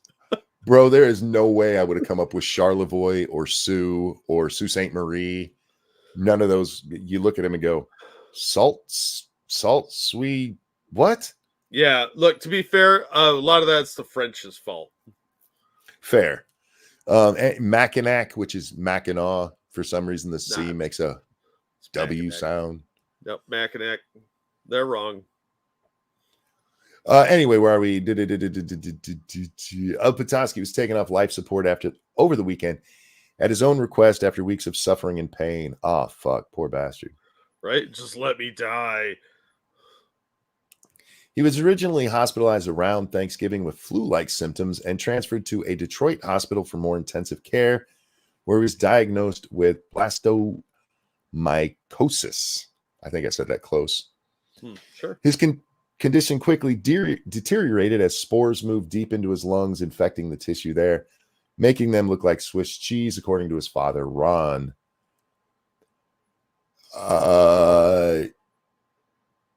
Okay. I'm not okay with where this is at. It's only showing really one, but then it's got all of Michigan, including the UP up here circled. You know what I mean? Yeah. And by the way, it covers half of the United States, y'all. If you are west of the Mississippi, east of the Mississippi, it's in our area. Although if you look really close, it looks like down here, Florida man has killed it at the bottom. Even deadly spores won't go fuck with Florida man. Well, all the bath salts kills things. You know. It was brought on by exposure to blastomyces fungus that lurk in soil, wet leaves, and rotting wood across much of the Midwest. Health officials have not found a source of Ian's infection, but his social media is flooded with images of himself spending time outdoors. See, don't go outside. Outside kills, Jack. It's true. There's lots of dangerous things out there, from fungal infections to bars, grizzly bars. Spending time outside with friends and running around with his black Labrador retriever. Infections in that region have been ticking up in recent years, though the true toll of the fungus in the U.S. is not known because the vast majority of states do not require to report them to the government. Ian was a chef at Harbor Springs Tex-Mex restaurant called Rodrigo's before he died. That sucks, man. Yeah. That's People a shitty love- way to die, too. It's going to feel like you're suffocating. People love his food. People love him. Yeah, that's fucked up, man. I'm sorry for that family, and hopefully they find a way to kill this shit. Yeah, no kidding. Yeah, it says there's an uptick, but it doesn't sound like it's like COVID. It's just, if you're in Michigan, be careful outdoors, y'all. I think they're just trying to make us wear masks again. Oh, they are. Look, it's a tradition here in Michigan where these idiots go out. Sorry, guys. These idiots go out mushroom hunting. And then they're like, hey, they picked up fungus. Literal and figurative.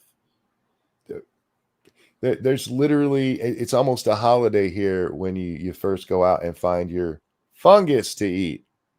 Mm-hmm. And I get it. There's different kinds of fungus. But the point being, if it's growing there, there's probably something bad there. Yeah. Oh, about 10 years ago, I had a lung infection. Mm. Collapsed my right lung because it had inflamed it so much. Mm-hmm. I had what's called histoplasmosis, and it made it very difficult to breathe. So I can relate to this guy's misery. Not quite on the scale he had it, thank God, because it was awful enough with what I had. But dear God, it's horrifying. Not being able to breathe is scary. Absolutely. Like, And I we're can't not imagine how much suffering this guy went through. we're not talking about like when you run real hard and suddenly like just waking up and suddenly you can't breathe. You can breathe because we say you can't breathe, but you can still breathe. It's just never enough. You feel like you're not getting, as an asthmatic, Jack, I can speak on this one. You're breathing, you're going, but no matter how deep of a breath you take, it doesn't feel like you got air. And it's when it's first happening, it is frightening. And then to find out that the poor bastard, like, yeah, it's eating your lungs. That had to be fucking horrible to hear. To the point where he's like, yeah, just pull that plug. I'd do it, but I can't reach. Yeah, it's a horrifying way to die. Yeah, I hope he's resting well now, man. It sucks that he had to go out that way. Yeah. And hopefully that they will get this sort of thing under control. And all right. And with that, Jack, we're going to wrap this one up. Mostly a show about our media behaving badly because that's what they do. Yeah, that's what all they're good for these days. They are a bunch of goddamn liars. It doesn't mean there's no truth in their story. It's just that you have to figure out what it is. You know, I commented on that weird chick who used to work for Tim Pool's comment the other day, where she's like, she said, you should disagree with reporters sometime. Not in their work. I shouldn't be able to disagree with them in their work. Unless, she said journalists, unless you're talking about somebody like a Rachel Maddow, right, who's clearly more opinion than news. Yeah. I shouldn't be able to look at like the chick who we watched at the beginning of this, who was fact-checking Tucker saying he has a video coming out. I should not be able to go, that bitch is lying. I shouldn't have any. Her job is to tell me the who, what, when, where, why. She's supposed to give me the facts, not her opinion on top of it. And that's what journalism is today, is all opinion with some facts sprinkled in to try to make it seem legit. Fuck our modern media, especially here in America, because they might as well be the old Soviet propaganda arm or the press there in North Korea. They're shitbags. They are not about truth. They are about their truth. And anytime somebody says to you, my truth, that means not the truth. That's it. With that, guys, thank you so much for hanging out with us. I know this was a longer one, and I didn't even mean to go this long, but got my rhythm there, Jack. Well, yeah, I mean, you can't bust up the rhythm. Thank you for the donations. You guys are fucking awesome. We really, really do appreciate that. Jack, anything you want to show? I'll drop a link to a video because I need the watch time. As always, thank you for the donations. You guys are awesome. Hope you all have a wonderful day and do something exciting. I'm not going to do shit exciting. I did not sleep well all day, Jack, and I went to bed tonight around 8, and I finally crawled out of bed at 10:30. About the 9th time I woke up. Oh, yeah! I woke up and you were streaming. I was like, oh, I slept through the show. I was tired, man. I'm still tired, so I'm gonna go try to sleep some more. We'll see what happens with that. Please understand with me bitching about this, I'm still happy, and I wouldn't trade life because it's great. At least I don't have a lung infection or a teacher trying to touch me. Right? Just saying. Guys, thanks for watching. Jack, a pleasure as always. Always glad to be here. Remember, guys, I always give him the link, so if he's not here, be mad at him. Take care of yourselves. I love you guys, and we'll see y'all next time. Bye, everybody. Hey, Pat. Says, Hi, damn Pat. it, I missed the stream. Indeed, you did. Oh, I meant to address this. We had a stream go down the other day. I believe it's back up. If that happens, guys, and you're on YouTube right now, YouTube occasionally. I don't blame YouTube for taking us down the other day. It was Saturday Night Live that did it. It was the content match. I believe it's been resolved now, Jack.